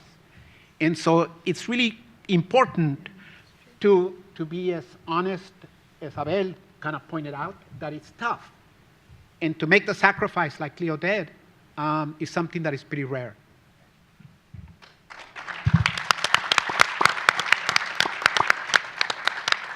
I will echo that and note that Leo's faculty line actually came through the Chicano Studies Research Center, and I worked with the two prior deans trying to address that, and not successfully. But it's really a failure. We now have this diversity as a criteria that you can add into your merits and promotions, but it's a long time coming, and I think a lot of people that really helped make this institution open through their work that wasn't being recognized really has to be taken into account as well. I think we have time for one brief question and or statement, or maybe an yes, we're going to the father now. Hi, my name is Jesus Garcia. I'm a student of Leo's, and I was at the U.S. Census Bureau. He was also denied the position of director of the census because of political reasons. I was there. He asked me, like Abel, to come work for him, and then time passed. He didn't come in, and then he didn't get appointed there.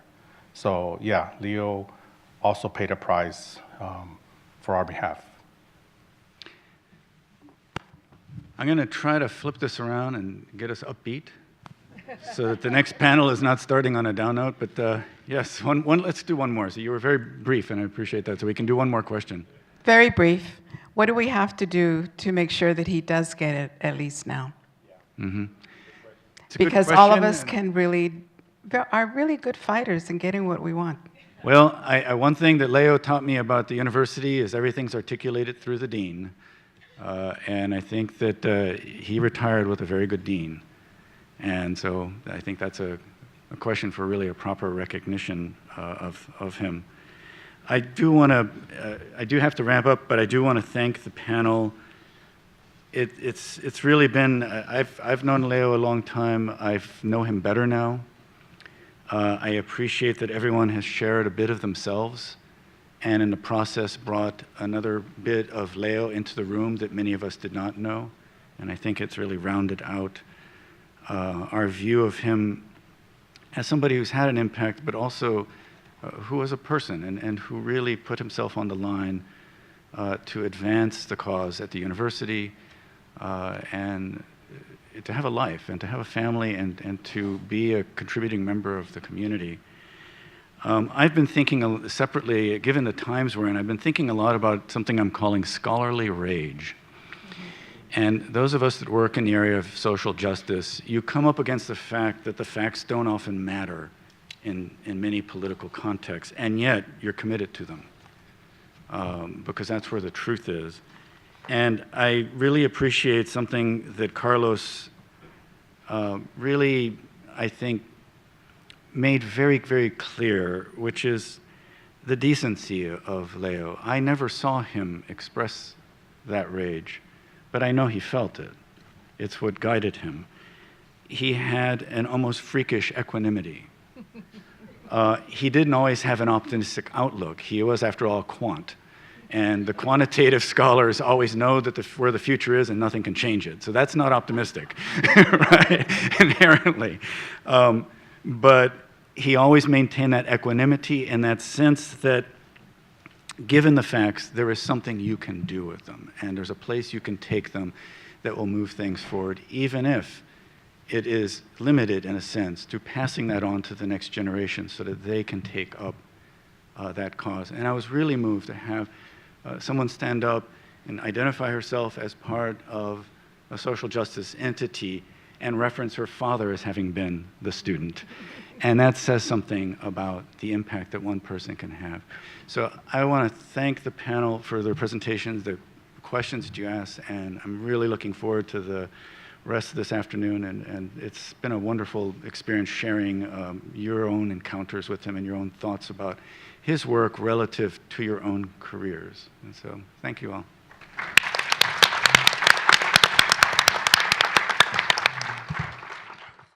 Please welcome Dr. Matt Barreto, professor of the UCLA Department of Political Science.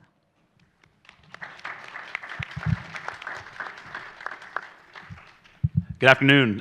Thank you all for being here. I'm Matt Barreto. I am professor of political science and Chicano Studies and the faculty co-founder of the Latino Policy and Politics Initiative, along with Dean Segura and Sonia Diaz, our executive director.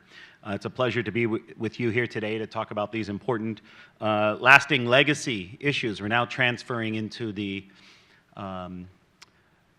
practical application of Leo's work, and we just heard so much about his impact in the academy and his mentorship, and now we'll be talking about the practical application of his work.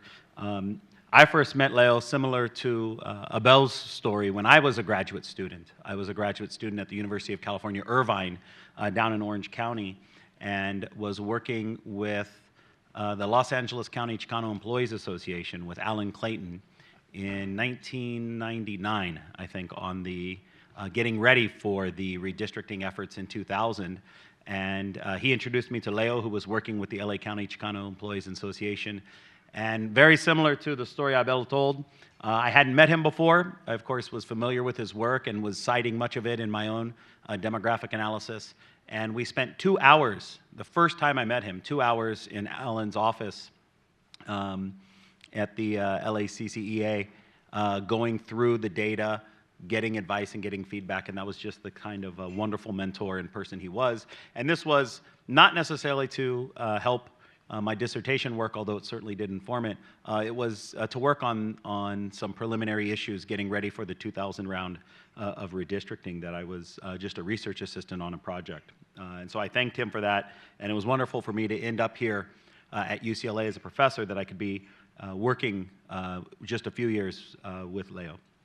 Well, let me introduce our distinguished panel as we are going to transition and talk about his influence in redistricting, how his data was used, and how his ideas penetrated in to make sure that there was representation for the Latino community. It's certainly something he stood for in all of his work. So I'm joined today by 4 distinguished guests who have all worked directly with or have been impacted by Leo Estrada's legacy. First, we have former Los Angeles County Supervisor Gloria Molina, who grew up in, please, round of applause. Thank you. Sounded like there was some there, so I wanted to encourage it. Thank you. Grew up in the Pico Rivera area and is the eldest of 10 children. Growing up in Pico Rivera, she learned that eliminating unfair barriers is the best way to ensure opportunity. In 1982, Molina made history as the first Chicana elected to the California State Assembly.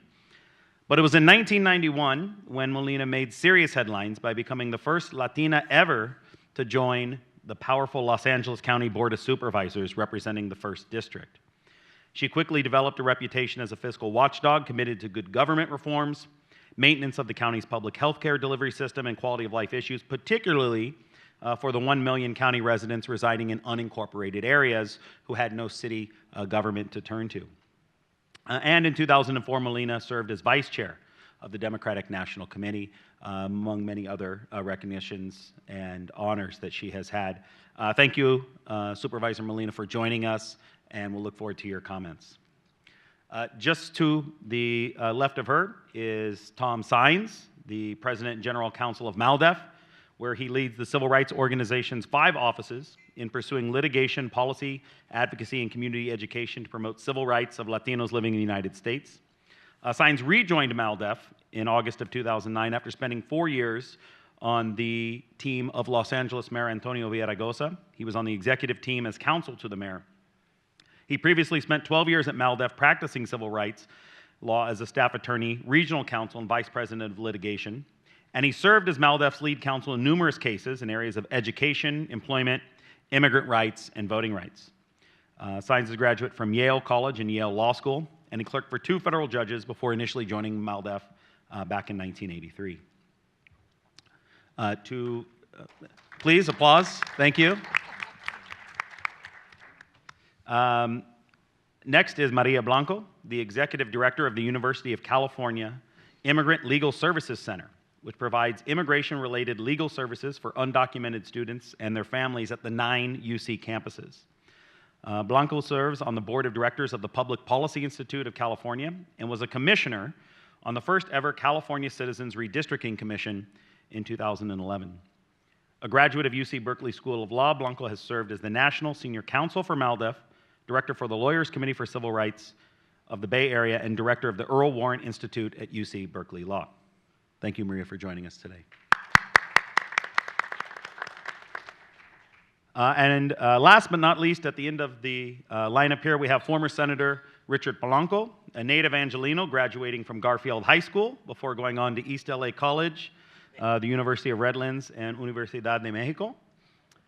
He served in the California legislature from 1986 to 2002. Represented the 55th Assembly District in the 1980s, which then transitioned after redistricting to the 45th Assembly District and included parts of Northeast and East Los Angeles. In 1994, Polanco was elected to the California State Senate to represent the 22nd Senate District, where he served until 2002. Over the span of his time in the legislature, Polanco consistently advocated for Latino interests, including formally recognizing and granting an annual holiday in honor of the great leader Cesar Chavez. Under his tenure as chair of the Latino Legislative Caucus, he saw a notable increase in the number of Latino members in the state legislature, an issue that he continues to work on and work with today as a liaison to the state legislature. Thank you, Senator, for joining us. Thank you. So we're going to actually start on that end of the table with Senator Blanco. Each panelist is going to have 5 minutes opening comments. You have some very lovely students here in the front row who are going to give you your clock, your signs. But don't worry, there's going to be plenty of time for more discussion. I'll ask a couple of questions after we hear their opening comments, and then we'll open it up to audience question and answer. And we already have one question queued for Tom on abolishing the U.S. Senate. Very good. We'll look forward to your thoughts on that, Tom. But Senator Blanco, why don't you get us started? And if everyone could, remember we are live streaming and recording the panel, but so please speak directly into the microphone so that we can get a good feed and everyone in the audience can hear as well. Thank you very much. I had the honor and the privilege of first meeting Leo in the early 90s. Well, in fact, in 1990. I knew of him prior to that particular year. During the period of time that I had the opportunity to engage with Leo, I was chairman of the Latino caucus. What I treasure probably most of my experience with this much admired and very loved individual, really an extraordinary human being, was his patience and his ability to explain the importance, the implications of data. Research, analyze data. I think, Arturo, you laid it out so pretty. As I sat there, I reflected to the interactions that we had with Leo.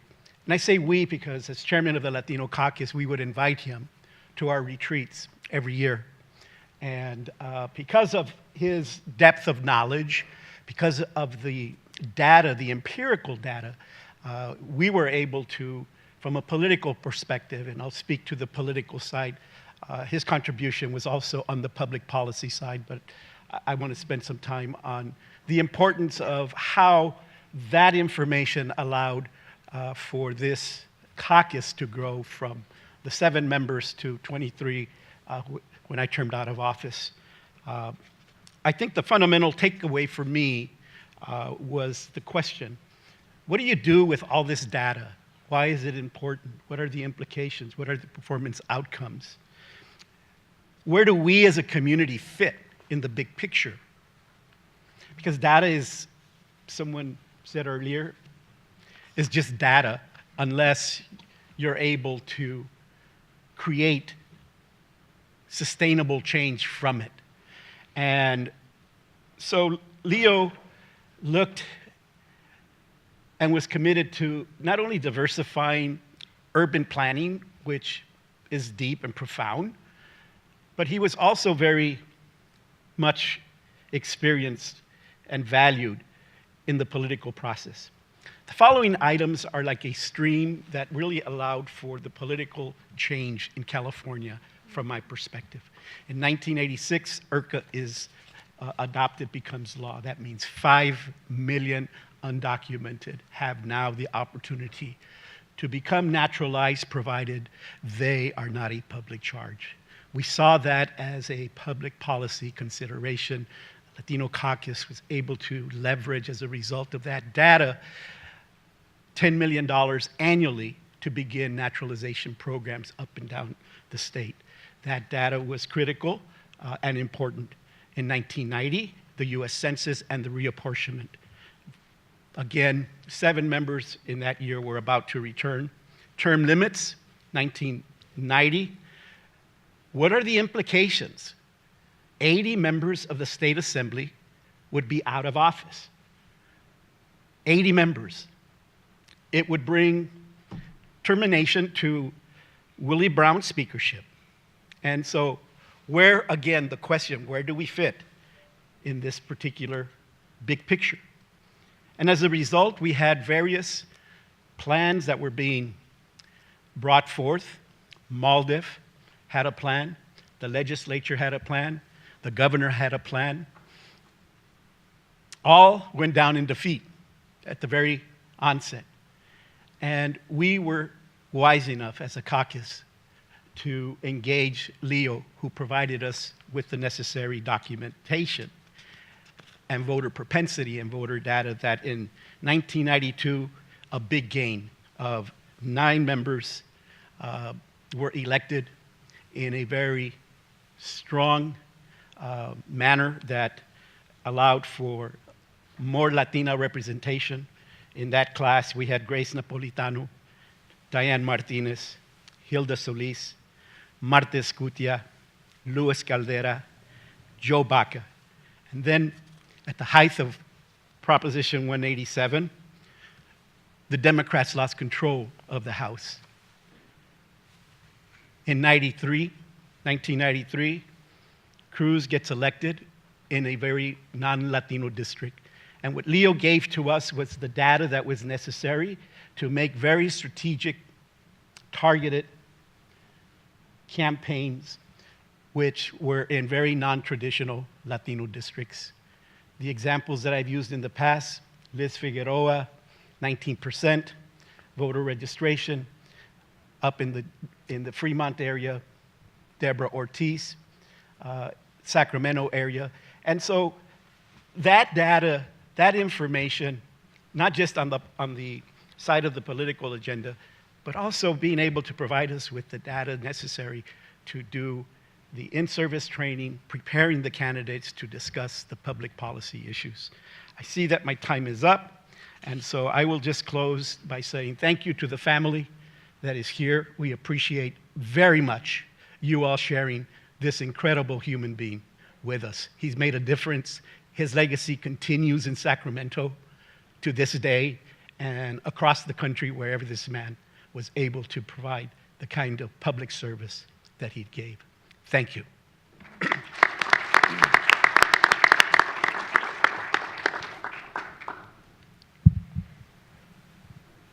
So we were asked to talk about a personal recollection we might have, and also to talk about impact. And at first I thought, you know, unlike some of the previous panelists and many here on this panel, that I didn't have an extensive personal history with Leo.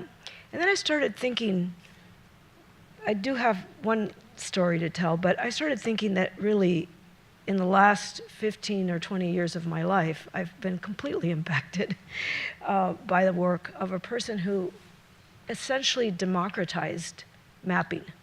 I mean, that's really how I look at it. He put mapping in the hands of everybody that really was interested in learning it, which democratized the redistricting process and democratized public policy. You know, and that's so beyond some of the obvious, legacies. I think this notion of putting that skill in the hands of everybody is really, for me, sort of one of the major lasting impacts. I mean, when we talk about the city project or, the advancement project, or all the people now who do mapping in order to bring about change, that really is a legacy of Professor Estrada. So on the personal note, I'm on the Redistricting Commission, and when we were in the middle of drawing the maps, I remember I was living in LA, I was working at the California Community Foundation, and there was I can't remember what the occasion was, there was a dinner that had a lot of elected officials at it, a gala dinner, and every elected official had been given the word that they could not talk to any commissioner. They weren't even supposed to say hello, literally. So I would see people that I knew well, Senator Lott, and I had to look away. And so I get to this dinner, and I'm at this, there's 3 tables, and they have to rearrange all the seating because nobody could sit with me. Literally, everybody's like, well, you can't sit, no, Gil Cedillo, no. And there was Leo Estrada. And it's interesting, everybody talks about his smile. He smiled, and he patted the seat next to him, and that's who I sat next to. Now, of course, this was the person that I really shouldn't be talking to. I thought it was hilarious that was the person that I was allowed to sit by. We both had so much to say about the maps that, we were drawing. And yet, neither one of us talked about it. He was I was discreet, he was lovely, and I always remember that, but he was like, no, you can sit here. About the impact and perfect flow, because what I think about is that yes, we talk about the impact of 187, the demographics of California, and that how that led to a large number of Latinos. But again, the redistricting that happened couldn't have happened without the training that we all got at Maldef and everywhere else. What did that redistricting lead to, besides elected officials that were Latinos? It really has meant the change of not just politics, but of public policy in California, completely. If you were in California 40 years ago and you were in California today, you landed after 40 years, you would not recognize this state. We had, for the first time, elected officials who came from working class backgrounds, from urban and rural backgrounds, who were interested in access to health, who were interested in the issues of low-wage workers, who were interested in issues of the rights of immigrants. That was because of who got elected to Sacramento. Complete change. When I was growing up in California, in San Diego, it was infrastructure, it was military. Those were the issues that the legislature moved in California. And again, the reason that those maps were drawn, it's not an exaggeration to say that, well, I have to say two people. I have to mention Joaquin Avila and Leo Estrada. We were so fortunate in my cohort of civil rights lawyers to have those two people in our midst.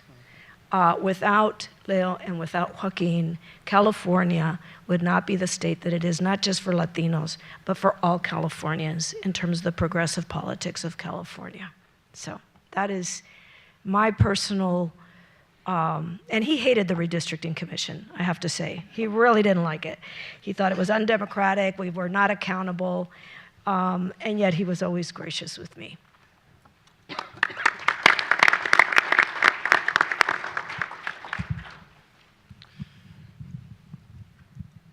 To my mind, Leo Estrada was the consummate, which is to say the perfect courtroom expert. And I don't say that lightly. In the area of voting rights, we have expert witnesses from both sides in all kinds of disciplines, from demographers to sociologists to historians to political scientists. And there is no one better, was no one better than Leo. And I will explain why. Broadly speaking, there are three kinds of courtroom experts. There's the bad experts. Most of those are concentrated on the other side. But these are the ones who have an agenda that's not based on research or facts, and everything that they testify to shapes the facts and the research in a wrong way to fit a predetermined outcome. Those are the worst experts. Then you have the ones in the middle. And these are the academics who seem to believe in complete objectivity, and they're all about just the facts.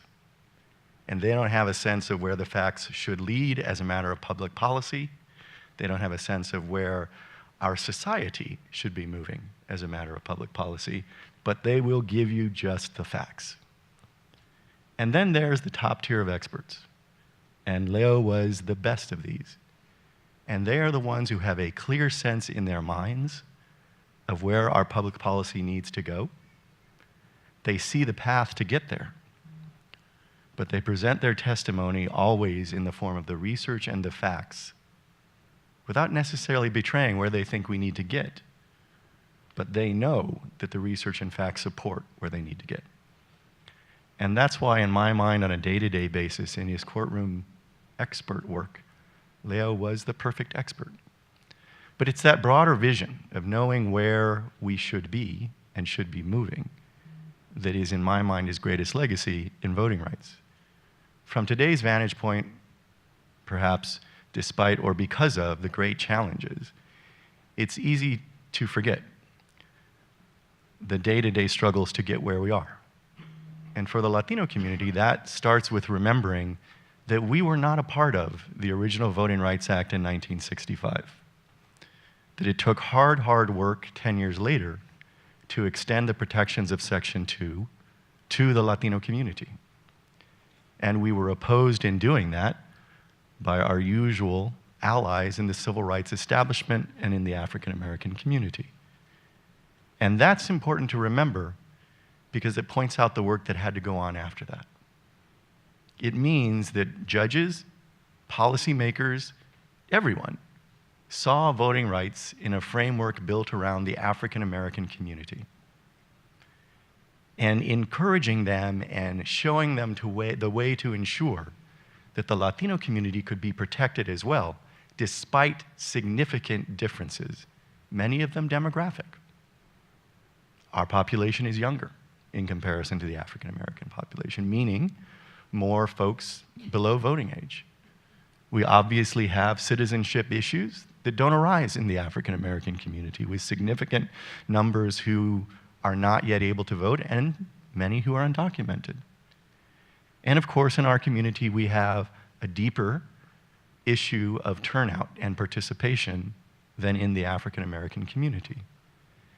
So it's no accident that Leo played such a role in helping to ensure that these demographic differences that had to be shoehorned into folks' mental framework built around another community worked out in a way that served the Latino community. Because if you remember this, it could have worked out dramatically differently, in a way that would have used each of those demographic differences more severely against us and prevented us from accessing the protections that our predecessors fought so hard to obtain in the mid-1970s after we were originally left out in 1965. So to my mind, having Leo Estrada, the demographic expert that he was, but with a vision for where we needed to go, was so essential to our collectively navigating that task of making a framework change for our community in a productive way. Maldef is in the midst of commemorating our 50th anniversary. And I can say in that commemoration, we've done a lot of reflection on our history. And given what I've just described, I can say in full confidence to Elise that Leo is among a small handful of non-lawyers whose impact on Maldef's development as a legal organization is as profound as it is. Maldef would not be what it is today without the work of Leo Estrada. I have a mic. Good afternoon. Let me just reflect on a personal level about Leo Estrada. As we all knew him, he was a very kind man, a very personable man, amazingly talented. He was very soft-spoken when you had an opportunity to dialogue with him, and of course, but he spoke very powerfully. To me, he was a giant and a giant slayer at the same time.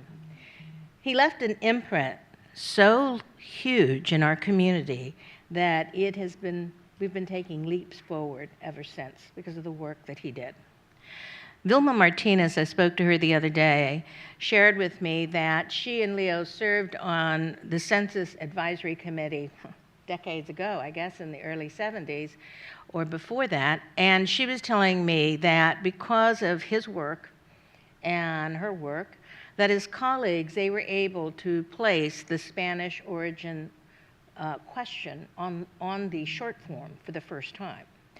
For many of us take this for granted, but it was quite a milestone at that time, and many of you who are academicians and demographers and certainly students recognize and understand how significantly important a step that was.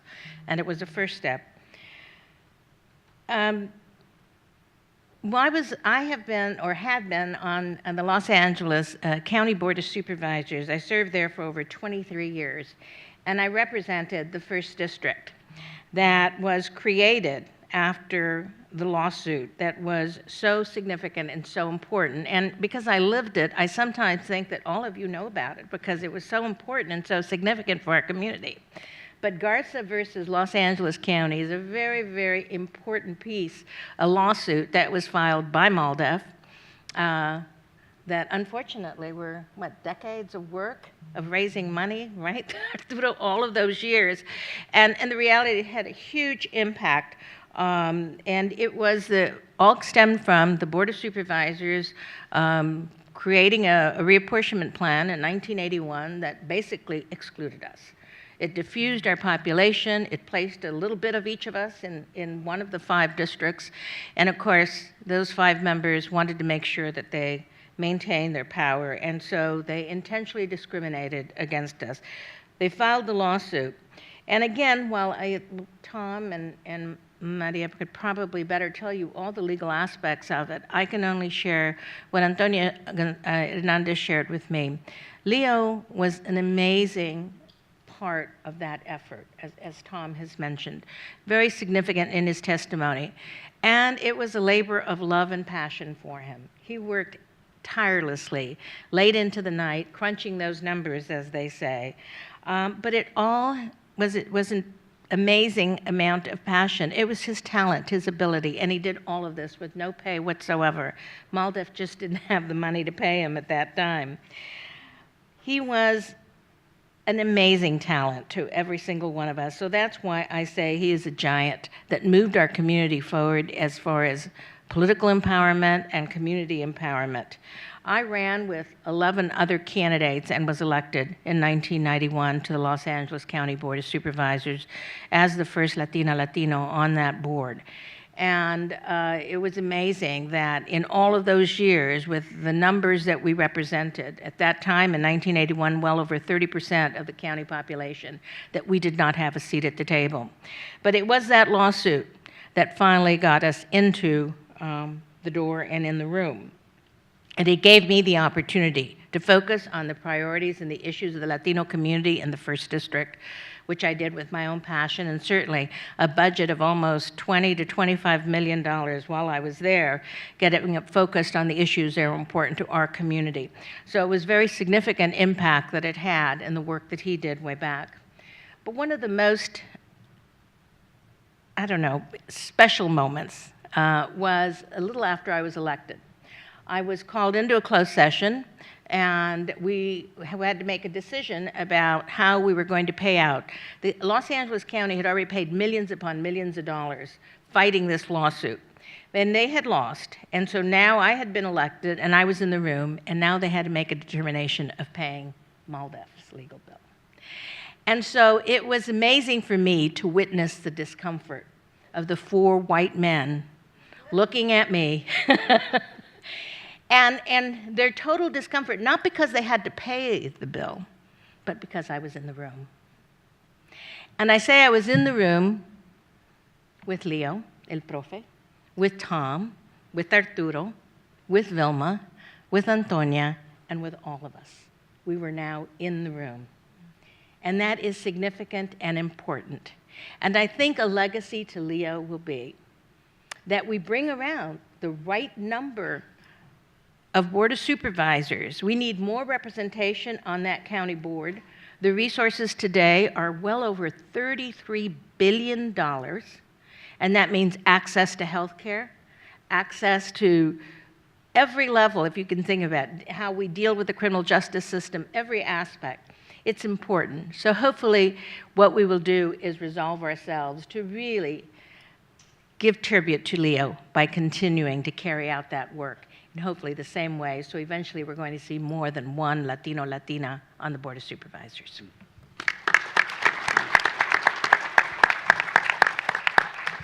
Thank you all for those opening comments. Those were great reflections on your experiences with Leo, but also the impact of his work and how it has impacted each of not only your own lives, but all of us here in California in terms of his quest for representation. I'm going to throw out a quick follow-up question for everyone to reflect on and expand a little bit. And then after we do that, we'll take some questions from the audience. So if you have additional questions, not only about their own experiences working with Leo Estrada, but just in general about the work that they continue to do, please collect those questions, and we'll save some time at the end to hear from the audience. Senator Blanco, you were in the state legislature overseeing or involved in some of the redistricting sessions before Maria Blanco and the independent commission were involved. How important was it for you to bring in a Latino demographic expert into the mix, as opposed to the traditional white, non-Hispanic experts that had been dominating in this sort of consulting space? How did you make that decision? How did he become someone that you consulted with? And what was the impact of seeing, as Supervisor Molina just said, of seeing someone with his credentials and his expertise as a expert consultant to the state legislature? Very, very critical to have had the empirical data, the research, the whole notion and the concept of influence seats. I first heard from Leo. And that made a hell of a difference as to where we would go and campaign, recruit, campaign, and engage qualified candidates from the community. And so without that, I would not have been able probably to identify those, not probably, I would not, we would not, and we would be then having to accept that of what had been traditional. The plans that were made historically, the history of reapportionment and the drawing of the lines, starting with Phil Burton, way back, the fact that in California, those lines are to be drawn by the legislature in that point in time. And so we would not, as a community, have advanced, not just Latinos, I would say the African-American community and people of color would not have the kind of presence today that exists in California legislature, but for the work that Leo did and provided us. Those were very important strategic decision-making points that turned, I believe, the profile of what we have today in California. Thank you for that, and I think that's a critical thing that we continue to look at in terms of diversity, is not just diversity for diversity's sake, but because people are bringing different perspectives and different ideas, and the whole concept of influence seats, that it didn't have to be super majority seats, but that there were other areas where Latinos could have an influence and eventually get elected, was certainly critical. Maria, I wondered if you could speak to some of the ways that the commission in 2011, following up on this, was able to push the envelope a little bit to push for more Latino representation in both influence seats and majority seats because of the contributions that Leo had made to the demographic space. We certainly know coming out of the 2011 commission, it led to, both in the state legislature and the Congress, so many more opportunities for Latinos to run for some of these contested seats. Certainly that must have been some demographic discussions that were influenced by his work. So a couple of things. One, a personal one. We had on the commission Vince Baraba, the former census director. And I was, in preparation for today, I was looking at the fact that Leo wrote a letter of recommendation for Vince to sit on the commission. So I thought that was kind of interesting. After not getting the position of census director, he then turns around and recommends Vince for the commission. So, you know, but more importantly, the criteria that we had to follow because of the constitutional amendment, you know, that gave the commission the power to redistrict, after population equality, the second criteria was we had to follow the Voting Rights Act, which meant basically we had to draw Section 2 districts where you could draw them, and obviously follow Section 5 at that time.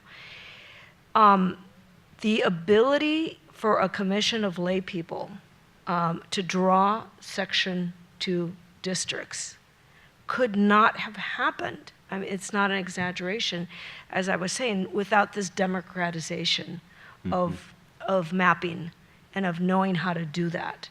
So not only did we get public testimony, and yes, we had lawyers working with us, but the fact is that the concept of majority-minority districts was now embedded in the commission, legally embedded, and also the commission members, many of them would never have drawn those districts if it wasn't, you know, if they didn't have to by law draw them. that is directly the legacy of what we've been talking about all day, right? The fact that in California, the majority minority districts that had to be drawn were Latino districts. You know, that's where we were underrepresented, was in Latino districts. The consciousness that Tom was talking about, of even the concept of Latinos as a group that had to be covered by Section 2, you know, which has then led to the ability. I think we gained 5 congressional districts out of that redistricting. 11 assembly, and I can't remember how many. Senate was not great, but I won't go there. Yeah. Well, thank you. Certainly and I think you would agree that democratization of the data and the mapping will continue to live on in the 2021 round as the Latino population continues to grow. Tom, I wondered if you could expand on this point, because I don't know how familiar everyone is with just the incredible difference between the original Voting Rights Act and how majority African American seats were drawn, and when Latinos were added in 1975 as a language majority in the inclusion of Texas, how a whole new way of thinking had to come at looking at demographic data because of the issues you mentioned related to age and citizenship. What sort of advancements was Leo able to make and contribute to get not only, of course, the advocacy groups ready to work on these demographic issues, these population issues specifically, but to be able to explain that and convince federal court judges who maybe were skeptical of the Voting Rights Act in general, but had become used to it being an issue in the African American community. Now suddenly, all of these previous rulings of 51% and CVAP, what did that even mean? How was he able to do that so effectively? Well, I think it's what I described as his ability as a consummate expert. He knew where we need to get, and he had the facts and the research to back it up, so he could lead you where you needed to get while not telling you where you needed to get directly. And it's what you mentioned, it's the research and it's the explanation, because so many judges and others were used to a framework that was built around a demographically different community facing similar obstacles and barriers to participation, but manifesting in differences. So when the mid-'80s comes around and the Supreme Court decides Thornburg versus Jingles and sets up the framework for Section 2 to challenge both at-large systems and to challenge redistricting maps, the law needed to develop in a way, as you suggested, that would recognize Latino voters' ability to elect. And one can imagine it going very differently, in a way that would have frozen us out of having any ability to force the creation of majority minority districts, majority Latino districts.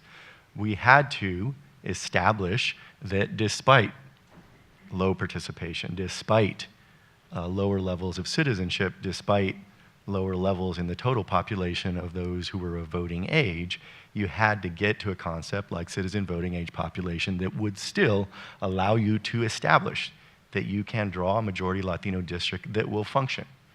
And that was as important as drawing the district, was being able to show that there were enough potential Latina voters in the district that you were proposing to actually function effectively as a district that would allow the Latino community to elect its candidates of choice.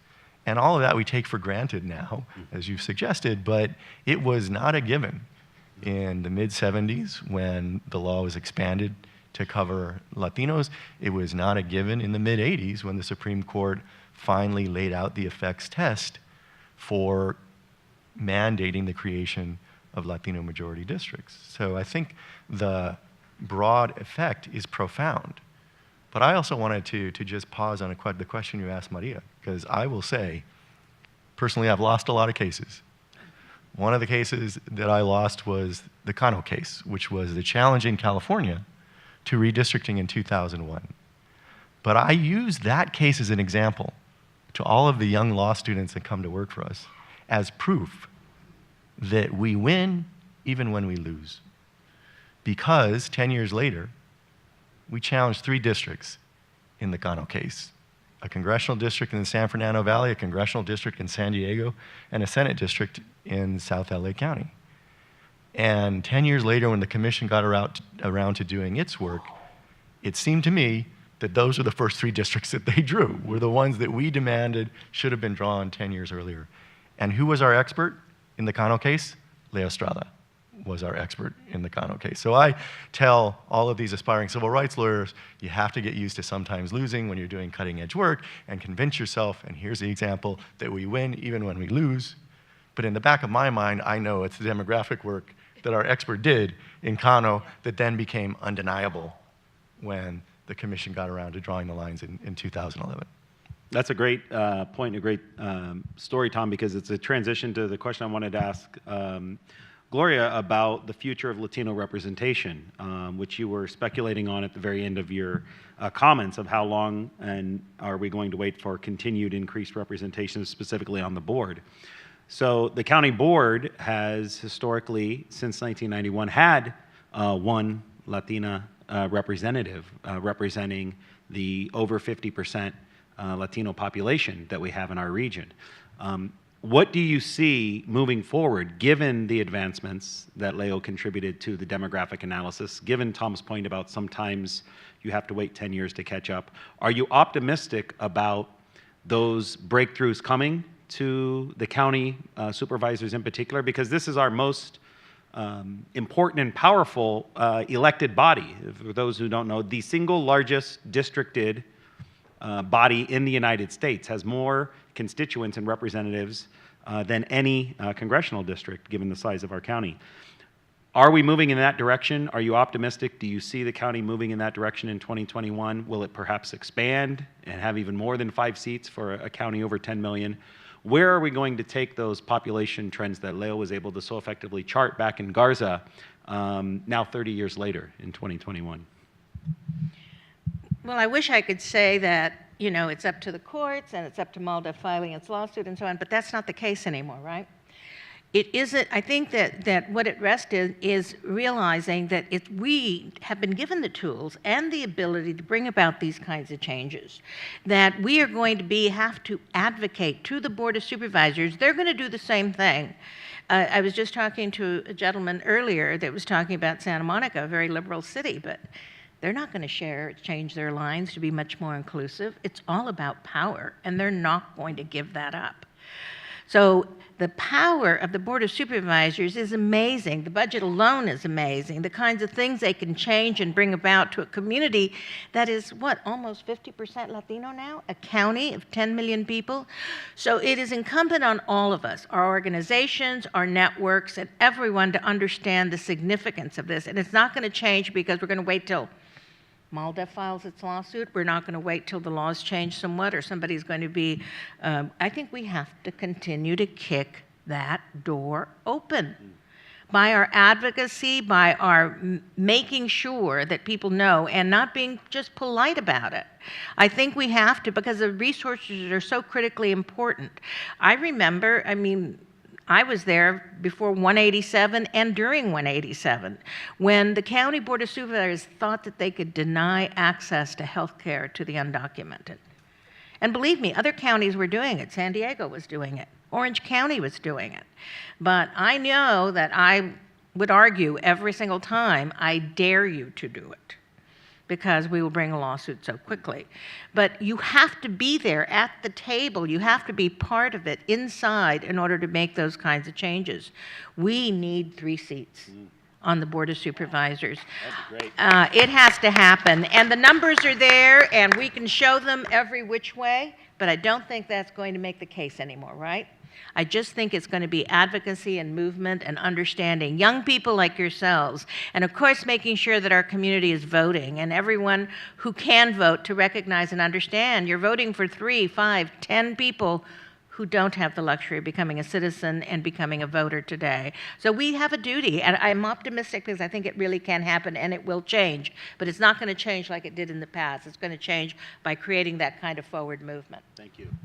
Tom has a quick follow-up, and then get your questions ready. We have about 10 minutes or so left for audience questions. Of course, Supervisor Molina is absolutely correct, but I do want to say we have a tremendous opportunity this time around because we do have an independent redistricting commission for the County of Los Angeles. As long as it's being challenged by the supervisors, but as long as that prevails, it's a different set of decision makers, and hopefully we can influence them. But it also means we need all of us who are potentially eligible to apply to be on these commissions, and not just the one in LA County, but the statewide commission. I would have to say, Maldef, first of all, opposed the creation of the statewide commission, but after they did their work, I said they did a pretty good job. But I do have to say, I would then add, largely because they were fortunate to have Maria Blanco on the commission, as well as a couple of others who came through the fortune of the lottery that selected the first set of commissioners, and then those commissioners selecting others.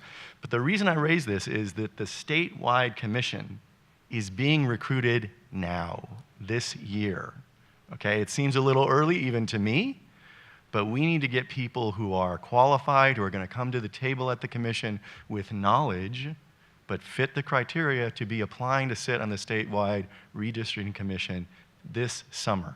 They're going to open up the applications soon, the state auditor, and they're going to close those applications late in the summer probably, though there will be an effort to push them out a little further. But we got to get the right decision makers so that then the facts and research that are put forward in the spirit of Leo Estrada will have an impact on folks who understand that that set of facts and research dictate an outcome, including getting the kind of representation that Supervisor Molina has talked about. That's great. Thank you, Tom, for reminding us about the LA County Commission in particular. Will be a huge change here for Los Angeles. Do we have any questions? We have two folks circulating around. I see a question over here, Julio, and then one here in the middle, Gabby. And then if you have another question, just go ahead and raise your hand. Over here is another one, and I'll call on you, and we'll bring a microphone over. Go ahead. Hi, this question is for Thomas Saenz and Maria Blanco. And I just wanted to mention, I first learned about Leo Estrada's work when I was involved in redistricting in 1990 with the Asian American Coalition. And that's actually when we first met Arturo Vargas, because we were new to redistricting and we wanted to learn what Maldef and others were doing, so we would often go to Maldef's office and we would meet with them. But Thomas Saenz, you mentioned the Cano versus Davis lawsuit in 1990 that Maldef brought against the redistricting. And one of the things I think was interesting there is Maldef, by bringing this lawsuit, was working against some of their natural allies, some of the progressive Latino elected officials who supported that redistricting plan.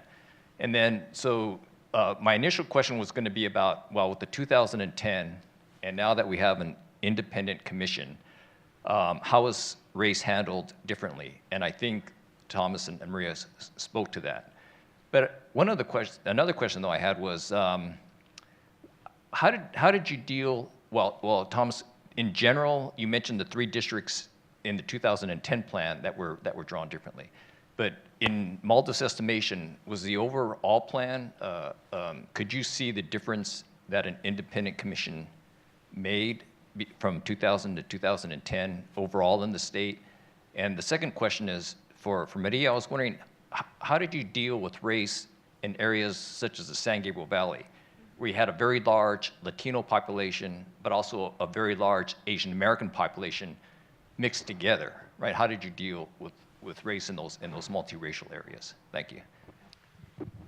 So I would say, again, largely because we got a commission that included some very knowledgeable and wise people, starting with Maria Blanco, I would say that the statewide commission did a pretty good job. I would tell people I would give them a B+, right? Just because, I'm a tough grader.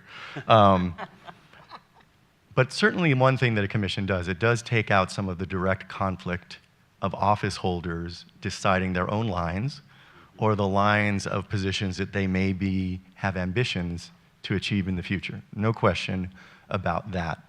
But the difficulty that I have with the commission is it's not clear that every decade we're going to be lucky enough to get Maria Blanco sitting on the commission, okay? There's nothing that guarantees that in the process set up by the initiative, and that is my biggest concern. It is as likely that we could end up with a commission without people of knowledge and wisdom, and that's a critical concern. I would also say I agree, again, that it takes certain biases out, but I think that the framers of the statewide commission went too far. You can't take politics out of redistricting. It's impossible. And they tried to do that, and they set up criteria to become commissioners that rules out most knowledgeable people. And that's the problem, is it then makes it just as likely we end up with a commission that doesn't have Maria Blancos in it. And before I turn it over to that very wise commissioner, I would just say with respect to your second question, unity mapping, which I think there were strong efforts and we got 2/3 of the way there in the last round of redistricting, unity mapping among the Latino, Asian American, and African American communities is as critical in this state as anywhere in the country because of the demographic trends that we face, which involve 2 growing communities, as you know, and 1 that is static or reducing in population. And whether you're from a minority group or from the majority, it's always hard to give up power. So negotiating those demographic trends in unity mapping and then with the commission is just critical in this state. Let's see, where can I start? So let me talk. So the San Gabriel, what we did, which was completely data-driven, but it's a little twist, is we did racial polarization analysis. We not only had people on the commission who knew voting rights, but we had some attorneys that probably didn't know as much as some of the commissioners about voting rights. But what we did know, and everybody agreed, was that the only way you can draw, Section 2 districts is you have to have racial polarization analysis. What we did that was different than what sometimes happens is, it's hard to usually that's done in terms of general elections. But once in California, that's very difficult because, particularly now, it's pretty much all Democrats in many parts of the state, right? So if you're talking about, if you just look at a general election in the past general elections in the San Gabriel Valley or anywhere in LA County, you're already, you don't have the right data. So what we did was we looked at primaries, and we did the racial polarization analysis in the primaries. And what we discovered, which some of us sort of knew at a gut level, but was borne out by the research, was that in places like South LA or Long Beach Southeast corridor, and in the San Gabriel Valley, in different ways in the primaries, the racial polarization was between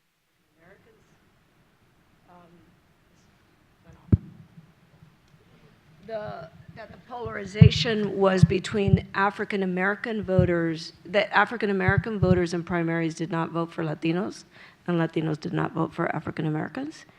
And the same happened with Asian voters and Latino voters.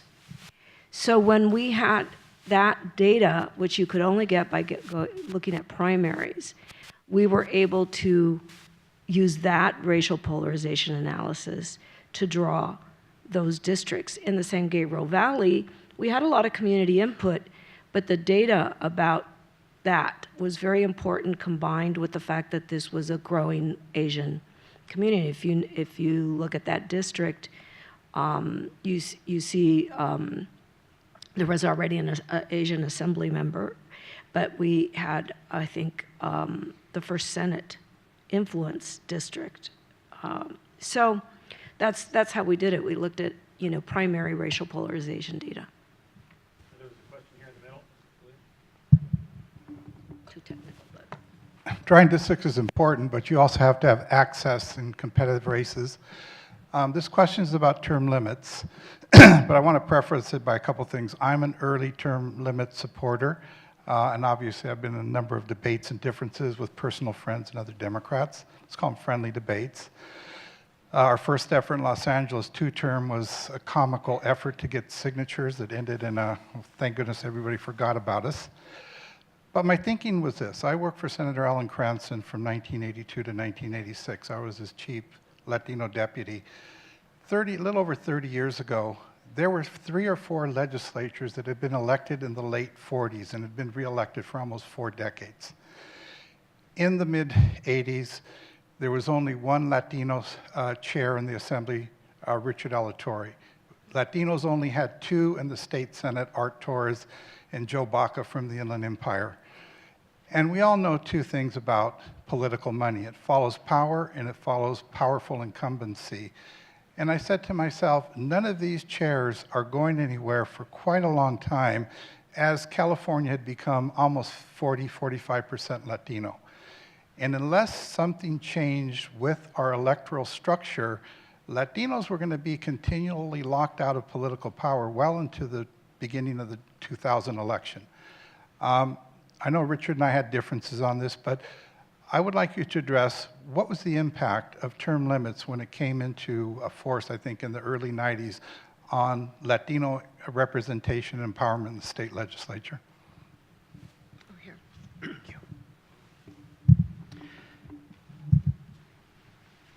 The impact with regards to the question of term limits, in 1996, all 80 were gone. And so we had the opportunity to begin to play in there was a rule that you don't play in a Democratic primary if it's a Democratic outcome. We chose to play and broke the rule. And that gained us the opportunity to continue the growth.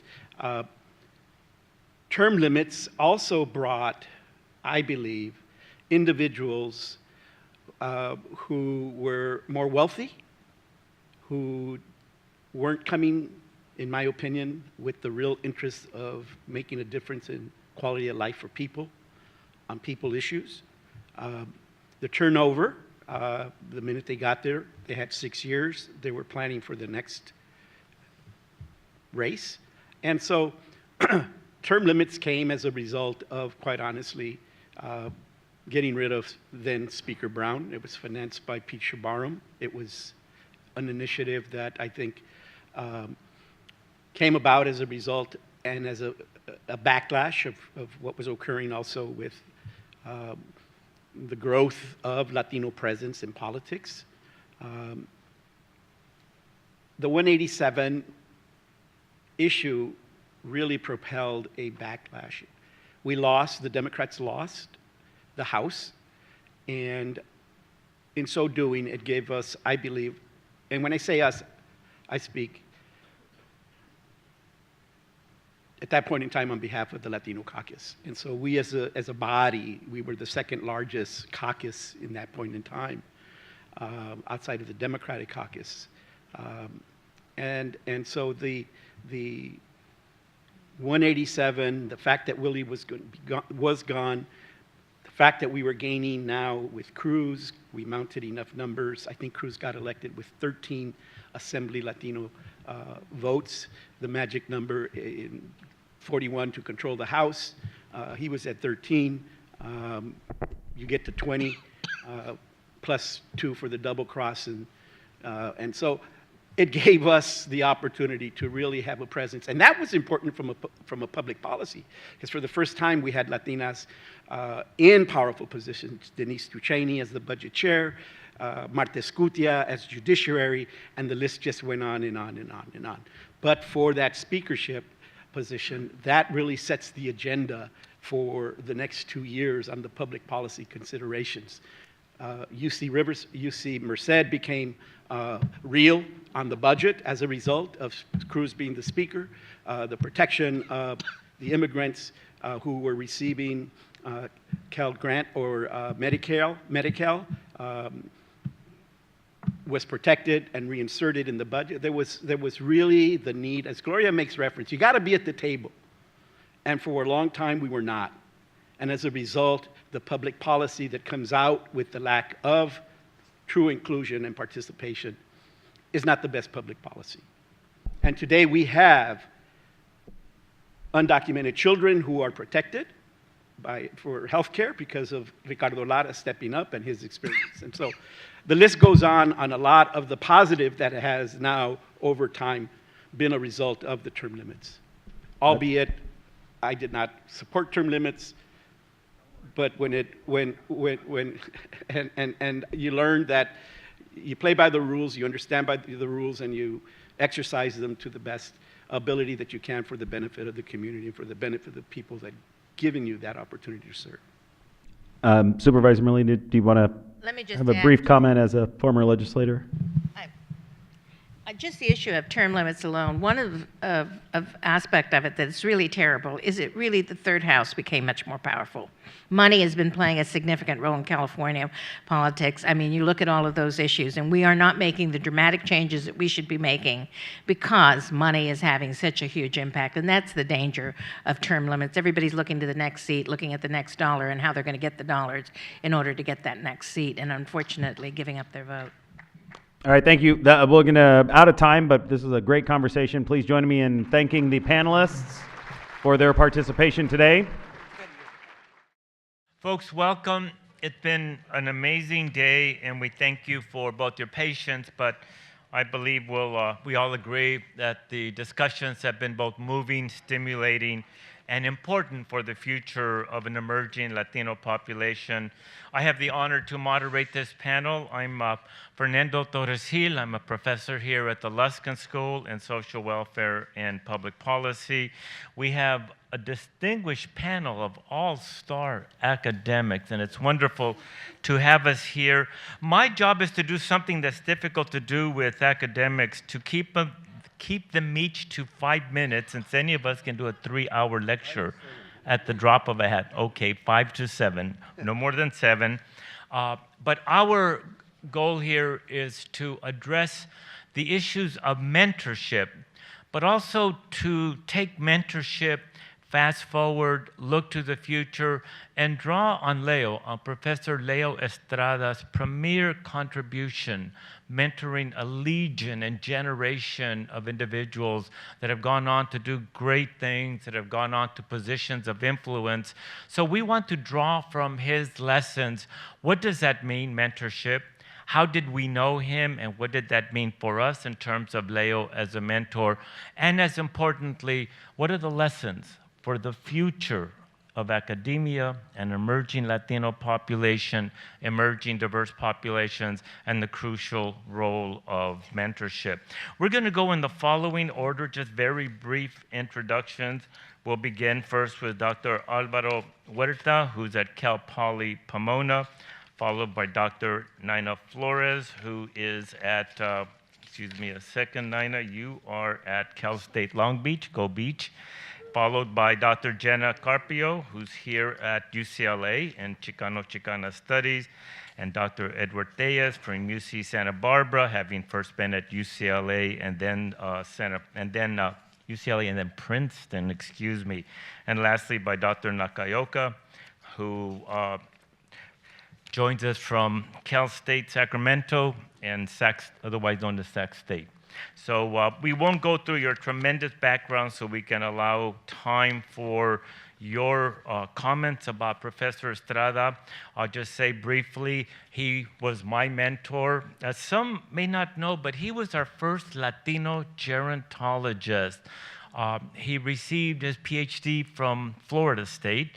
He did his dissertation and his early research on Hispanic elderly. And myself, as a graduate student at Brandeis University, looking for someone that had a background expertise in that topic, gravitated to Leo. And so it was just a great thrill when I was recruited to UCLA to be in the same building, in the same hallway, and to continue my friendship and professional relationship with him. But he was my mentor, and he supported me in my work, especially in the field of aging and demographics. But all of us have a story, and we will share as we address the issues of mentorship. So we'll begin with Professor Huerta. 5 to 7 minutes. I believe only 2 of these are working. So. Hello.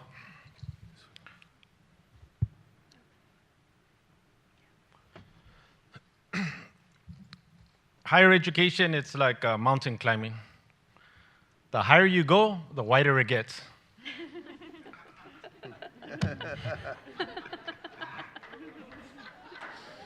Yes, start us off right. So when I finished my PhD at UC Berkeley's Department of City and Regional Planning in 2011, I was pretty much the only Chicano growing up in poverty in Tijuana and East LA to have graduated from that fine university.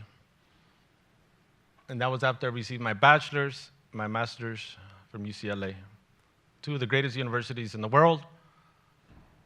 In sports, not that good. Well, the women are beating everybody, but the men have to catch up to the women in sports. We'll get there.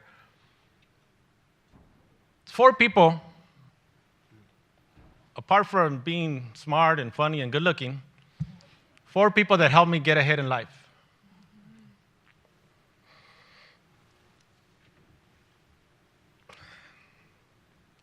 An immigrant mother, no formal education.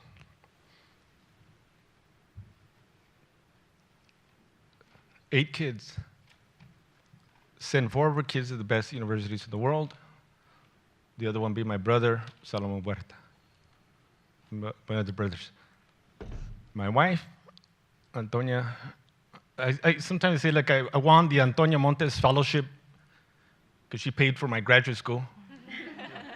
It was an annual fellowship. I had to apply every year. My academic homeboy from Boa Heights, Juan Gomez Quiñones,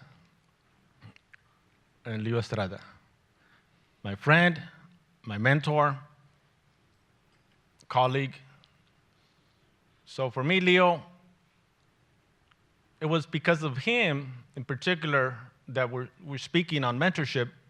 If it wasn't for Leo, I wouldn't be here sitting today. I would probably be standing, but no, just kidding. It was because of Leo.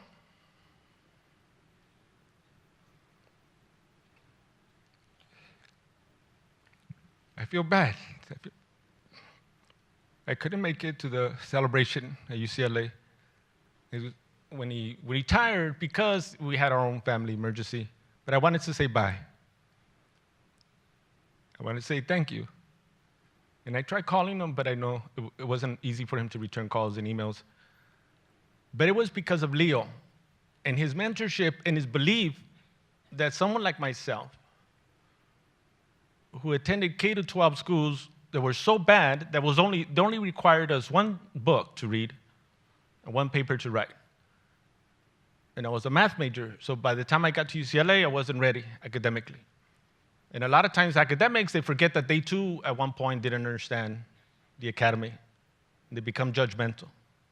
They have selective amnesia, but not Leo. So I wrote an essay about him in Inside Higher Education, and it's going to come out in my forthcoming book on defending Latino immigrants in the xenophobic era of Trump. And I wrote another article that's going to come out recently about mentorship. And these are 4 things that I learned, or 5 key lessons. Why I see? No, it's 5. This is what happens when you get nervous and emotional. 5 lessons. 1, Leo taught us how to listen.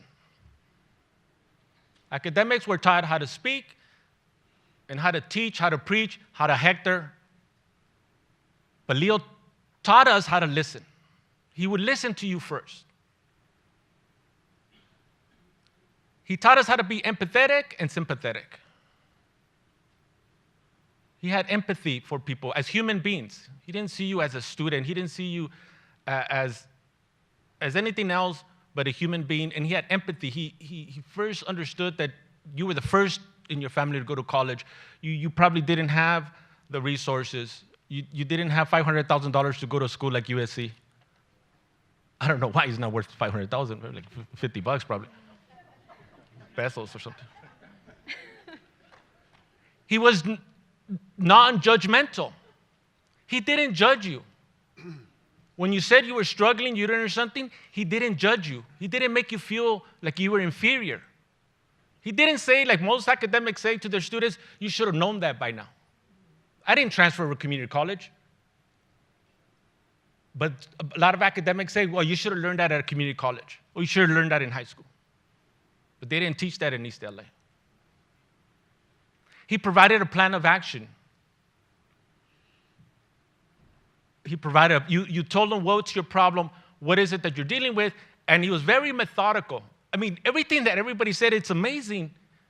My fellow speakers, not as eloquent as me, but it's okay, it's not their fault. It's amazing how everything everybody said just kept nodding my head. That's Leo. When he told you, do this, this, and this. And it came to a point, I trusted him so much, I go, Leo, I want to be just like you. I want to be an academic. Just tell me what to do. Okay, and then he just said this, this, and this.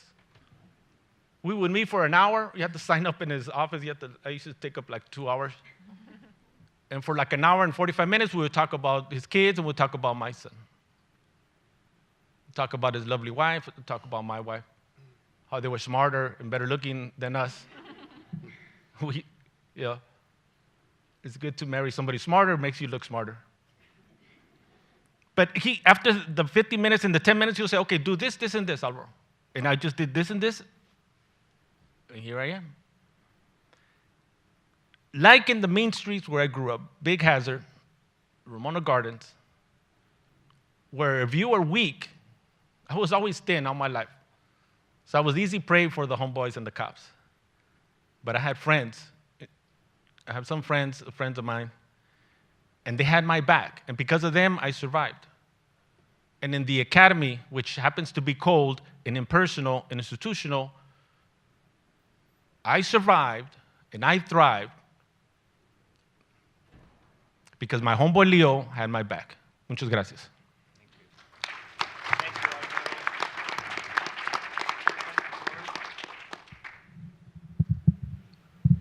Hello.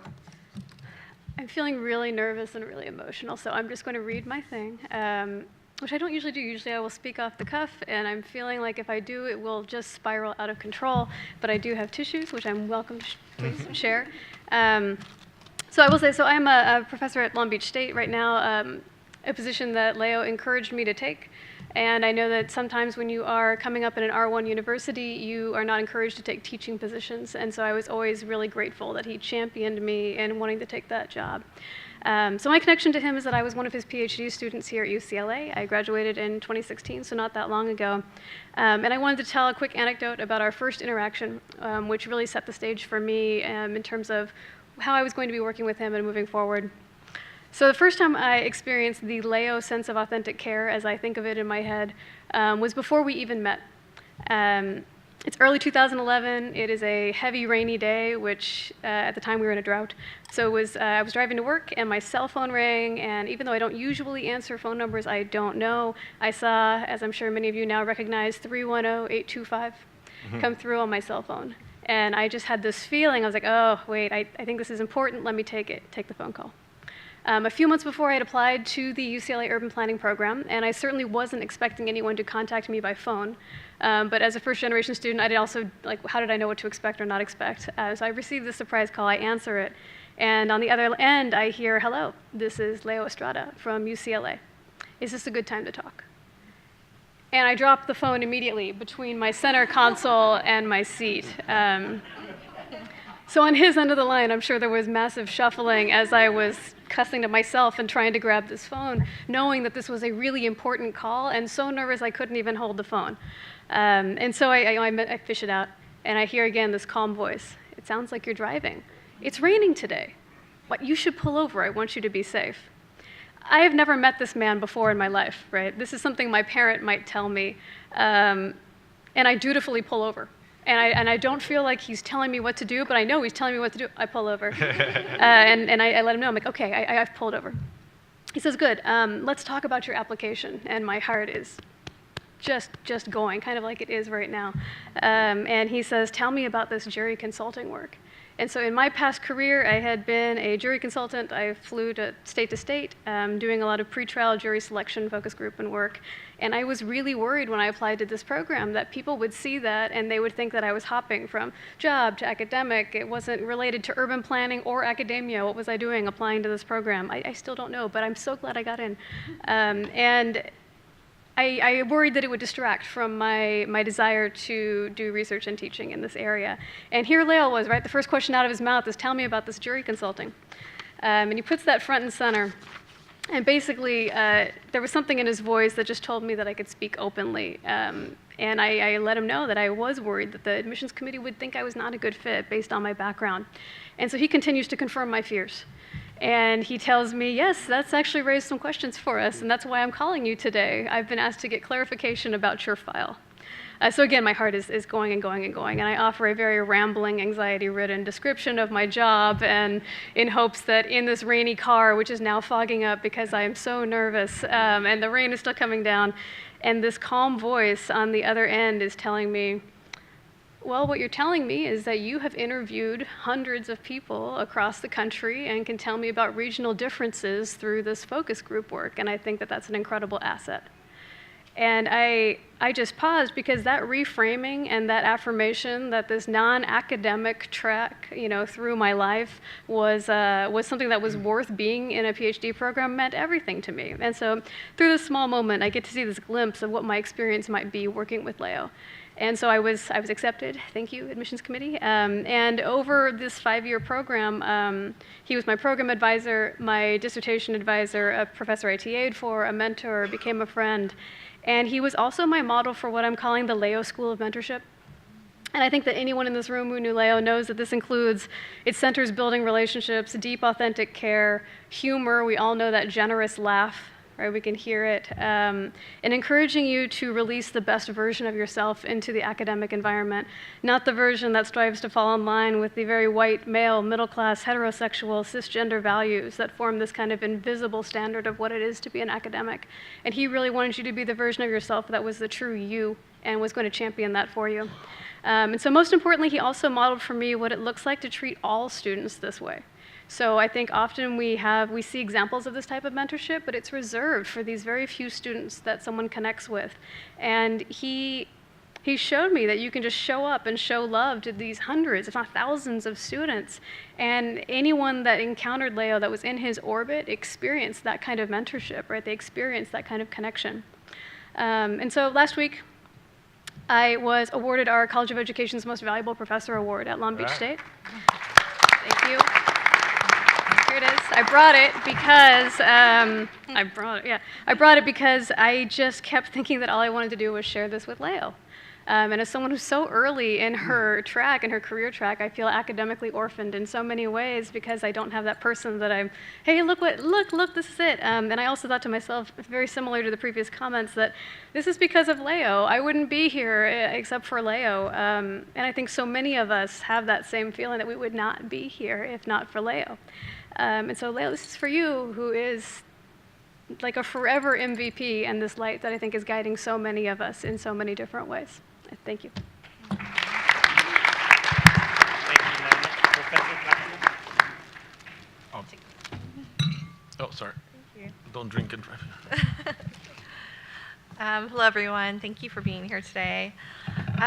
So I was an urban planning master's student back when it was a master's program between 2005 and 2007. And it was during that time that I took coursework with Professor Leo Estrada.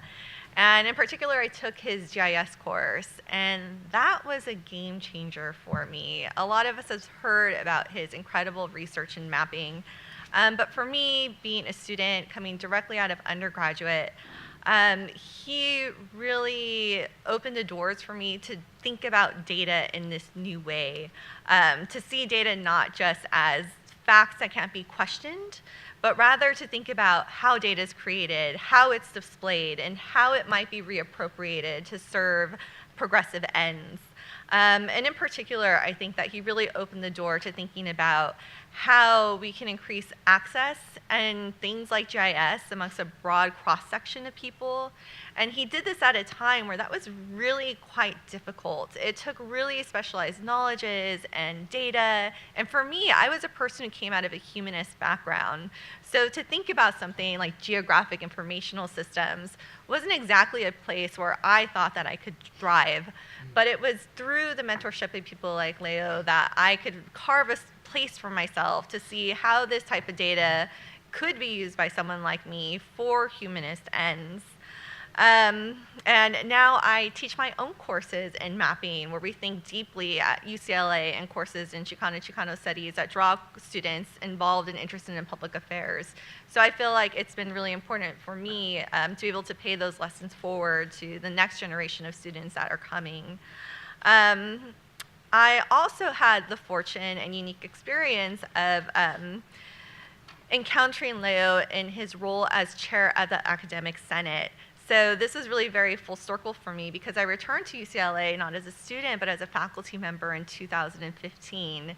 And to see him in that leadership position really created an opening for me to feel again like there is a space for me at a place like UCLA. And it really kind of curved the anxiety I had about being a new faculty member here. So in the time that I have, I want to share my experiences of mentorship with Leo in ways that were unique from the panelists, in that I didn't actually work directly with him. And I think that in that sense, in being one of his students, and being a faculty member who was influenced by his leadership in the academy, I think actually represent a large subset of students who benefited from him indirectly but substantially. And what I want to do is read part of a letter that I wrote to him upon his retirement. I wrote, "I'm one of those students who you probably wouldn't remember, but I remember you. I remember the ways you introduced me to mapping as a form of social science research when I took your GIS course in my first year. Mapping continues to inform my methods in substantial ways now that I'm an academic myself. I remember your presence on the faculty, which as a Latina and the first in my family to consider a graduate education, suggested to me that I might also pursue a path in academia. And I remember my first days at UCLA in 2015, where as a new junior faculty member, it helped ease my first jitters to see a familiar and friendly face on the Academic Senate. As my department's representative in the Legislative Committee, your presence in higher administration always seemed welcoming. I never reached out, but I always felt like I could. So for all those students who never said so, and may not have quite stuck out in the classroom, I want you to know that you're deeply appreciated and that you've had a lasting and significant impact on us. We're all indebted to your legacy, the one you leave behind, and the path forward you forged for those who follow." And for me, it was really important to tell him that as a faculty member, because so often the impact that we have on students, it manifests much later, right? We don't get to hear those stories. And I think that it really speaks to the importance of role models like Leo in places like urban planning and academia at large. And it emphasizes the importance of diverse faculty in an increasingly diverse world where we need faculty that represent the life experiences of our students. And lastly, I think it shows the exponential impact of faculty like Leo, who mentor one-on-one in very profound ways, who lead by example, as he did for me, and through those who pay it forward. And just a small anecdote is actually while I was in planning that someone that he mentored very personally, who is sitting to my left, shared his Ford Foundation Fellowship with me, which really opened up my pathway to becoming a professor. So, I think that the impact is exponential and subsequent in terms of the mentorship I've received from those that he's mentored, as well as from his example, and it's one that I now hope to pay forward.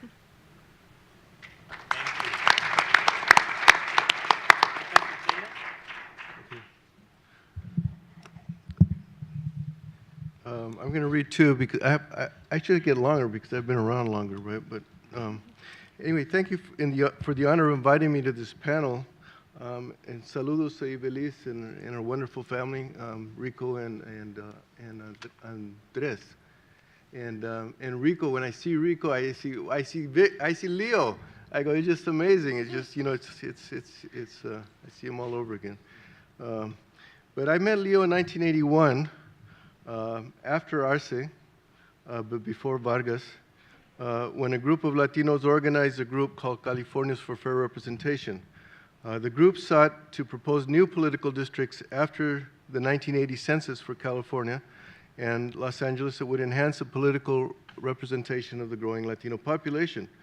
So I'd recently graduated from college, taught ESL, and then worked for the city of LA and did volunteer work, like I campaigned for Gloria Molina for the assembly. Is she here? She's no longer here. She probably wouldn't remember me anyways. But I really didn't know what I wanted to be when I grew up. I was on the research committee of California's. We had political outreach and fundraising committees, and I was tasked with going out to the Rose Center at the Claremont College to work with his young demographer and GIS specialist, Leo Estrada. The Rose Center, which had the leading technology of the time for drawing maps based on census tract populations, was ironically set up by the California Republican Party to work on their own districting plans. For some reason, and only Leo would know, I think, they decided to share their center, not knowing that these Mexicans knew what they were doing. But thanks to Leo, they did. By 1990, as Arturo Vargas has documented, they would know better. In any case, I got to know Leo at our frequent evening sessions at the Rose Center when the Republicans were not using the computers. More importantly, we were doing some consequential work that would greatly enhance Latino political representation. Of course, the lawsuit that Thomas Sainz talked about also improved it. Leo and I had some nice chats. I was impressed with the work he was doing, and he convinced me to go to graduate school at urban planning at UCLA. Aside from that, Leo's infectious, merry, and selfless personality, along with his impressive skills and knowledge, were refreshing, especially after my daily slog, sometimes mindless, in LA City's bureaucratic maze. Professionally, I had been working for the city and figured that at least with an MA in urban planning, that I could come back and get a promotion, or I might even decide to go for the PhD. The UCLA experience was vital for my growth, and Leo was central. I did the MA and admired Leo's work from afar, not to mention his lifestyle. I thought, you do what for a living and you get paid for that? So I could go for that. I eventually decided to pursue the PhD, especially after I realized that I had similar skills, and being a professor like Leo was the job for me. I became a professor because of Leo. That's the story. The experience of the MA at UCLA was very rewarding, learning important skills and knowledge, getting Leo's sage advice and teachings on a regular basis, and doing meaningful community work and enjoying it at the same time. It was fantastic. My classmates were many, including Eddie Reyes, former LA City Councilman, and Marcos Vargas, well-known community organizer in the Central Coast, just to name two. Together, my classmates were inspiration, showing early commitment and motivation, and I could imagine that they all happened to be drawn to the same place only because of Leo. Perhaps mentoring is Leo's lasting legacy. He changed the lives of so many young people, but so is his early understanding of the potential growth of the Latino population nationally and his concern for capturing its potential for political participation. That legacy lives and is so important today. Leo's work came at the cost of his research career, or his career, as Carlos Arce noted.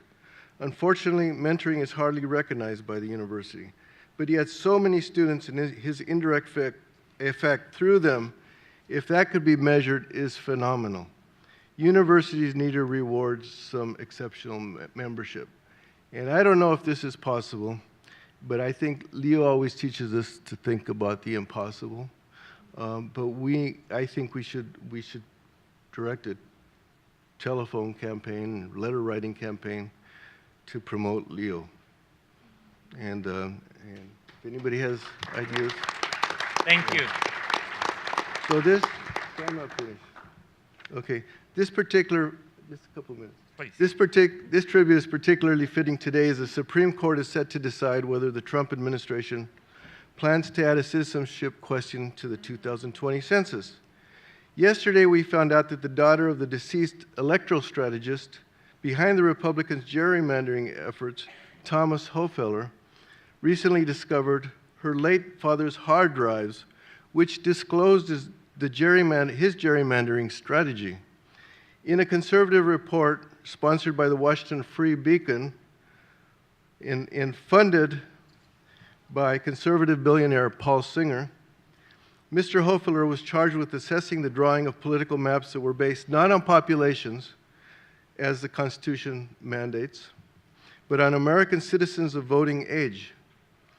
In Mr. Hofeller's exhaustive analysis of Texas legislative districts, comparing maps based on citizenship of adults, he argued, such maps would be advantageous, he said, quote, such maps would be advantageous to Republicans and non-Hispanic whites and dilute the power of the state's Hispanics.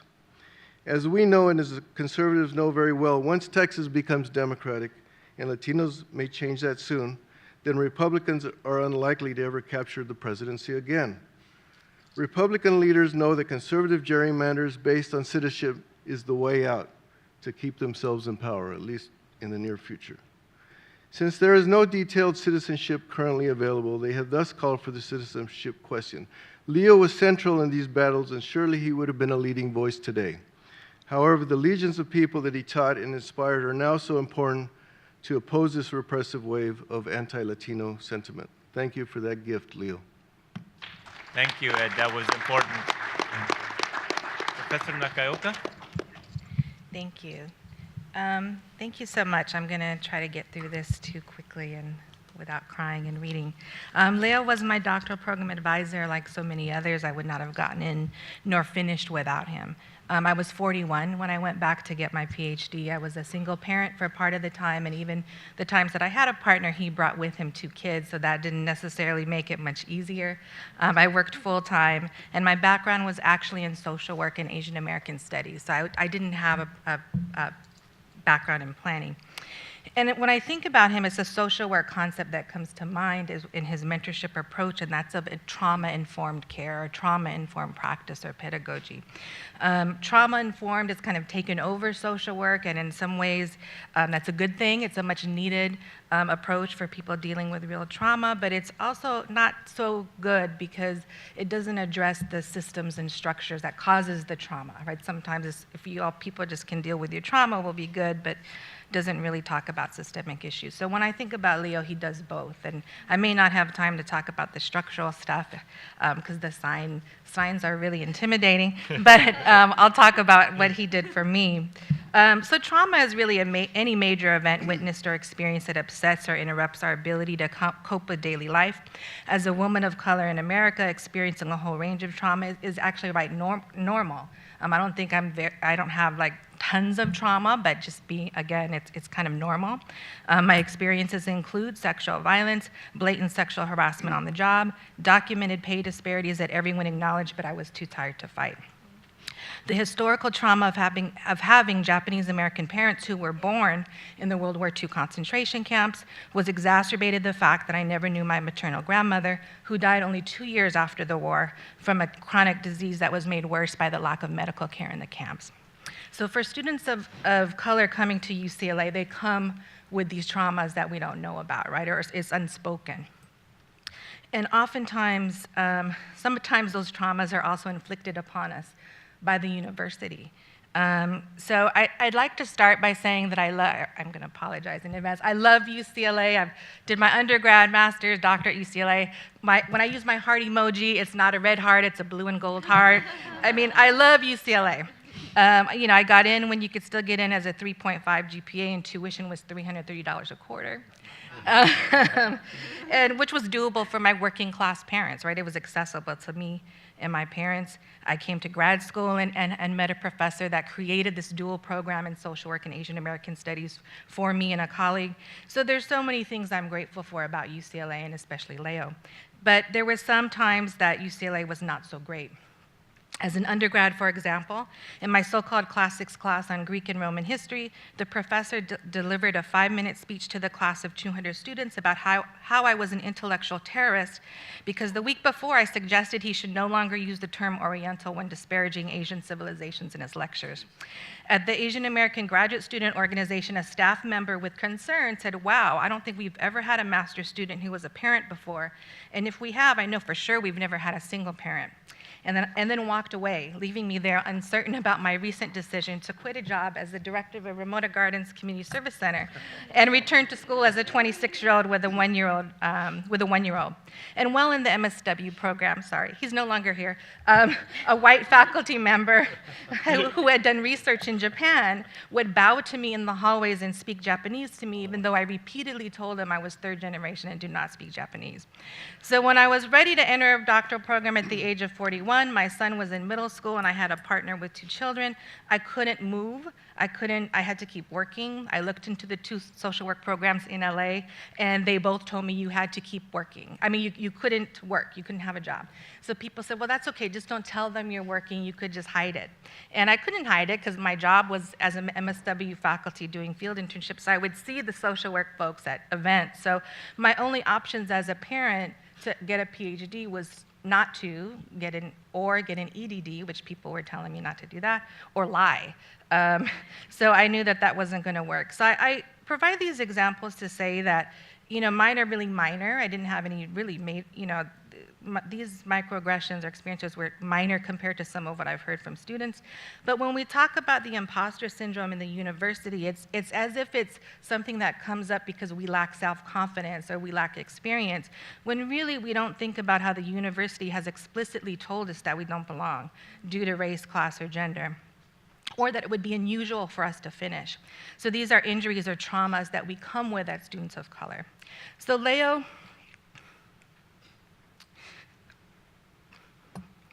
with his trauma-informed approach, he strives to maximize choices for, this is a trauma-informed tenet, one that maximizes choices for the survivor and gives them control over the healing process. So realizing an urban planning doctorate was a better fit for me anyway, Leo and Lois Takahashi said, I know how to get her through, I'll take her on. So I wouldn't have even got in again without him. When I first asked him if it would be a problem if I didn't want to go to a research university, I wasn't sure.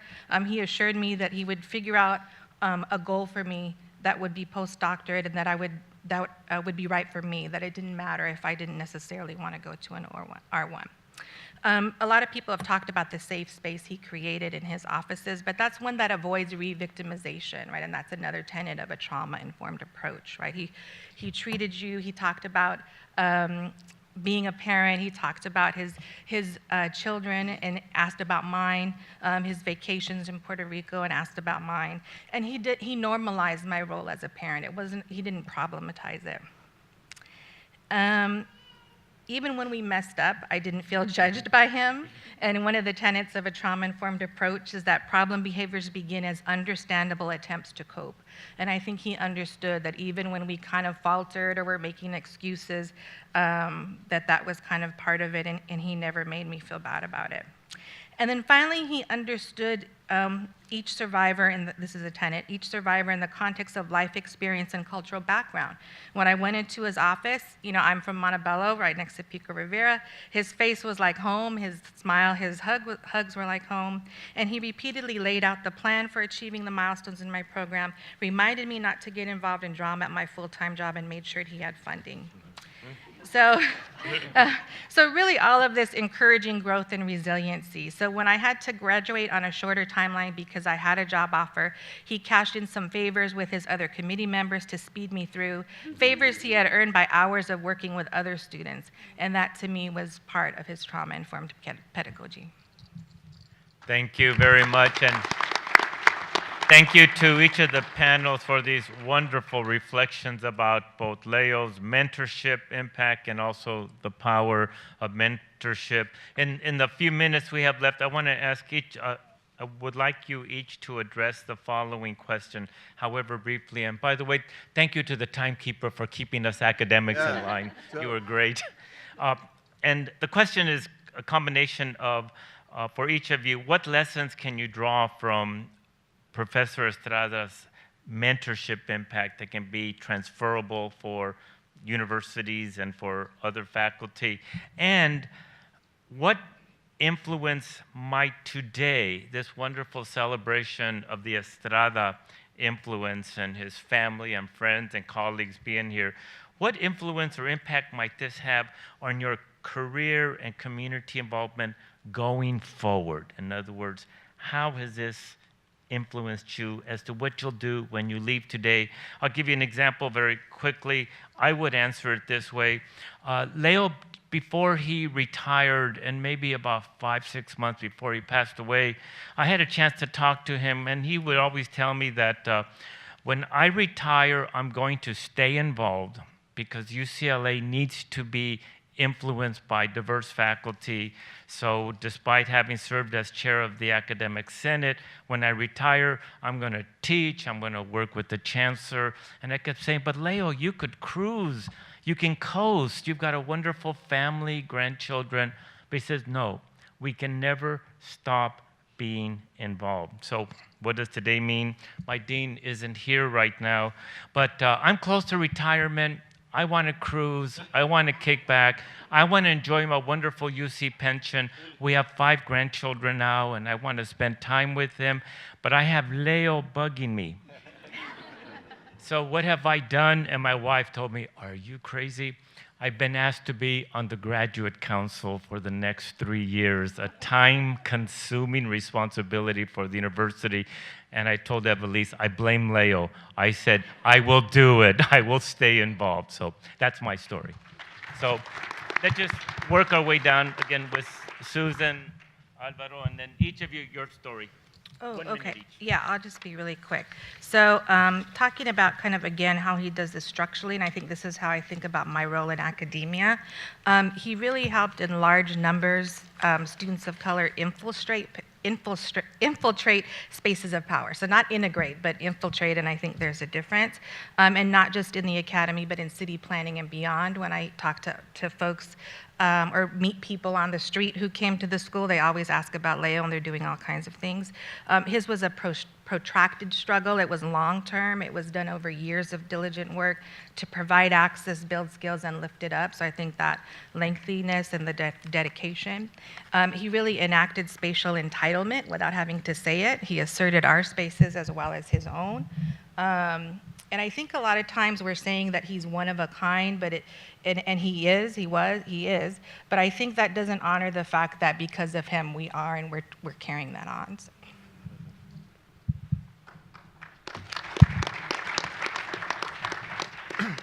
I already said a few, but I would add this idea of believing in people. When somebody comes to you to tell them that you believe in them, even sometimes when you believe in somebody that they themselves don't believe in themselves.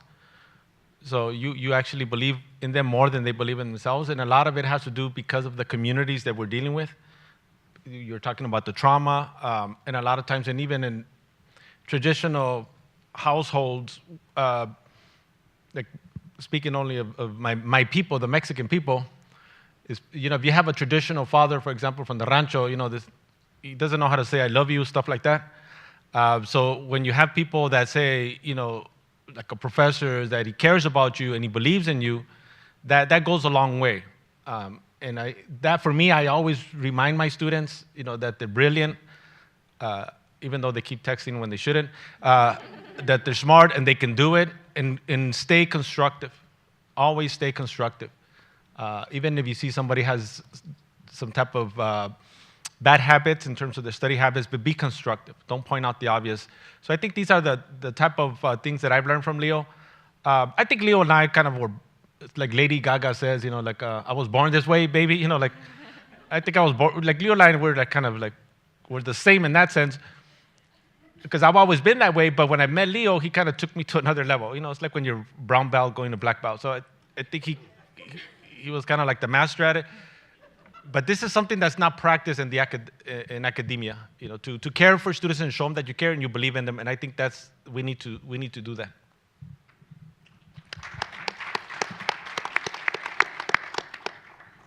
If I were going to say one lesson or takeaway for me, I think that that mentorship happens in big ways, as we've seen on this panel, but it also happens in those little ways. So for me, something like seeing Leo at an event and him coming up to me and smiling and introducing me to someone when I don't know anybody in the room, that was so significant. for making me feel like I had a place here, and also very practically to like help build connections, right, across the university.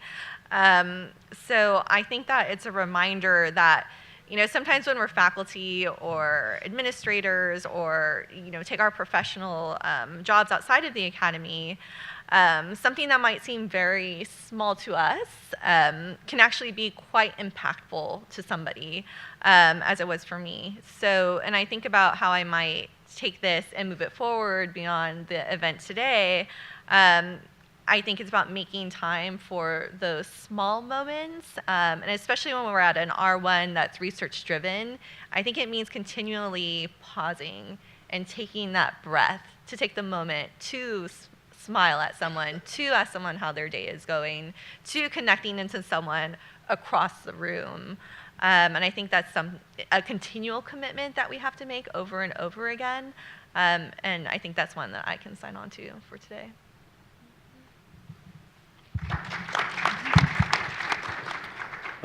I just think, you know, Leo is one of a kind, and he sets a very high bar for all of us. And I just think for, you know, what it means is not so much just in mentoring, but just being a human. And I think when you're doing mentoring and teaching and you're just interacting with people in general, you just, I think of Leo. I mean, this is somebody who's calm and supportive and understands you and everything that people have said here. So that's what I would take away from it, and I just think we have to honor that. I think about how easy Leo made mentoring look, and the fact that it's really hard work, and he was so intentional in everything that he was doing at all times. He just made it look like it was nothing at all, and he put so much of himself into it that just recognizing that it's not accidental, right? Like, he was intentional in how he was caring for students, whether they were his own or not. I mean, I saw so many people on that office hours sign-up sheet who I had never even heard of before, and they were coming from departments from across campus because they knew him, and maybe they had taken one class with him 2 years ago, but they knew they could sign up for his time. So that intentionality, and I also think about when I look at the crowd, he had said one day, and I'm sure, Susan, you've heard it too, there's this People's candy jar in his office, right? It's full of candy. Yeah, Snickers, Milky Way, all of our fuel. And I had laughed about it one day, and he said, oh, well, someday I'm going to raise up my Revolutionary Army. And here we all are, right? Like, this is this raising up of this Revolutionary Army. And so we have this duty, right, to keep going and to take that with us. Thank you very much. In the last remaining minutes, I think we have time for one or two questions from the audience. We just have 5 minutes left, so who would like? I can't see with the light, so first question. I think there's a person over here.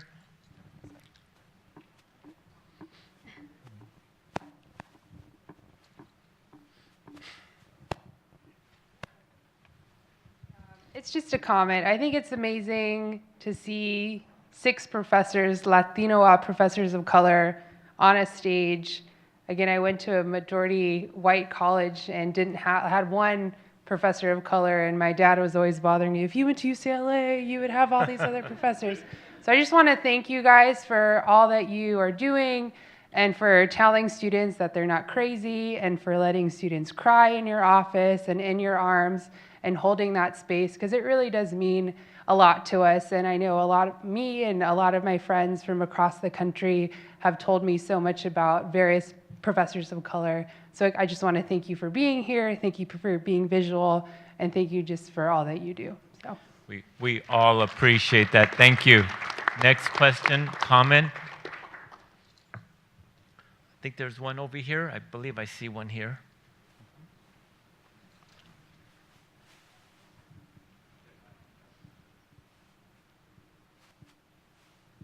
Hi, Michelle McGowan, one of Leo's doctoral students. I think one of the things that many of you on the panel talked about today was the harsh reality of the challenges we faced as graduate students here at this university, even though many of us bleed blue and yellow or gold, whatever color. That one of the things Leo really stood for many of us, and many of us who can't be here today because we're working, right? We're busy saving the world in many ways, is I've met many people, alumni, who have said, I didn't have the test scores or the GPA or X, Y, and Z to get in. But it was because of Leo that I got in, because he fought for me. And these are the people we see locally, statewide, federally, that are doing amazing work. And so I want to just acknowledge the fact that, like, I think for the 5 here, like, he fought for each one. And, you know, as mentioned, he would call not to judge, but to really hear the full story. So if there's any other kind of stories of that, I think it's very telling, because that is not something that, you know, goes towards promotion, really. Does anyone want to add or respond to the 2 comments here? If not, then we have 3 minutes left. I think we can take one more question or comment from the floor. So.